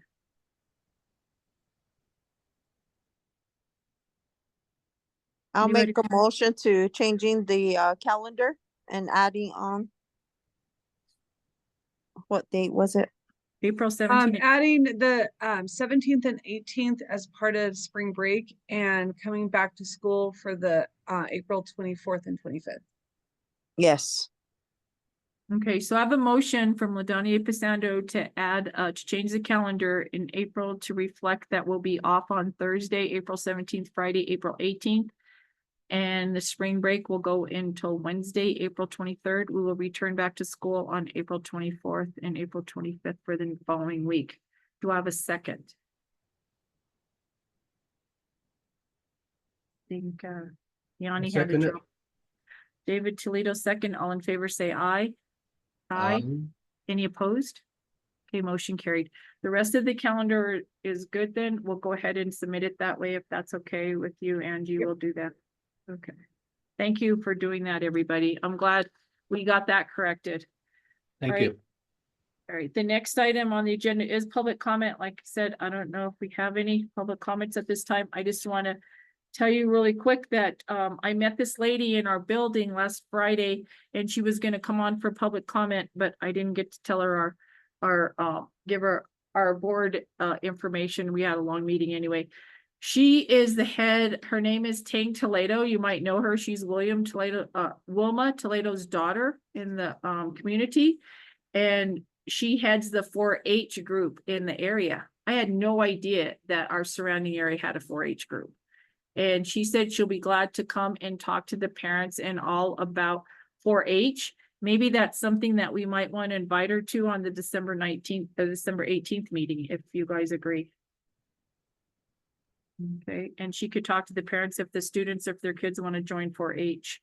I do remember that the science teacher took a group of students, like last September 2023 to a farm, and a lot of them didn't know they were chasing the chickens. They didn't even know what chicken was. So, and like they laid eggs and all that. So even though we're a rural community and we're a farming community, we need to teach our kids this stuff because they have not learned it. So I think 4-H would be good for them, but I'll let her know.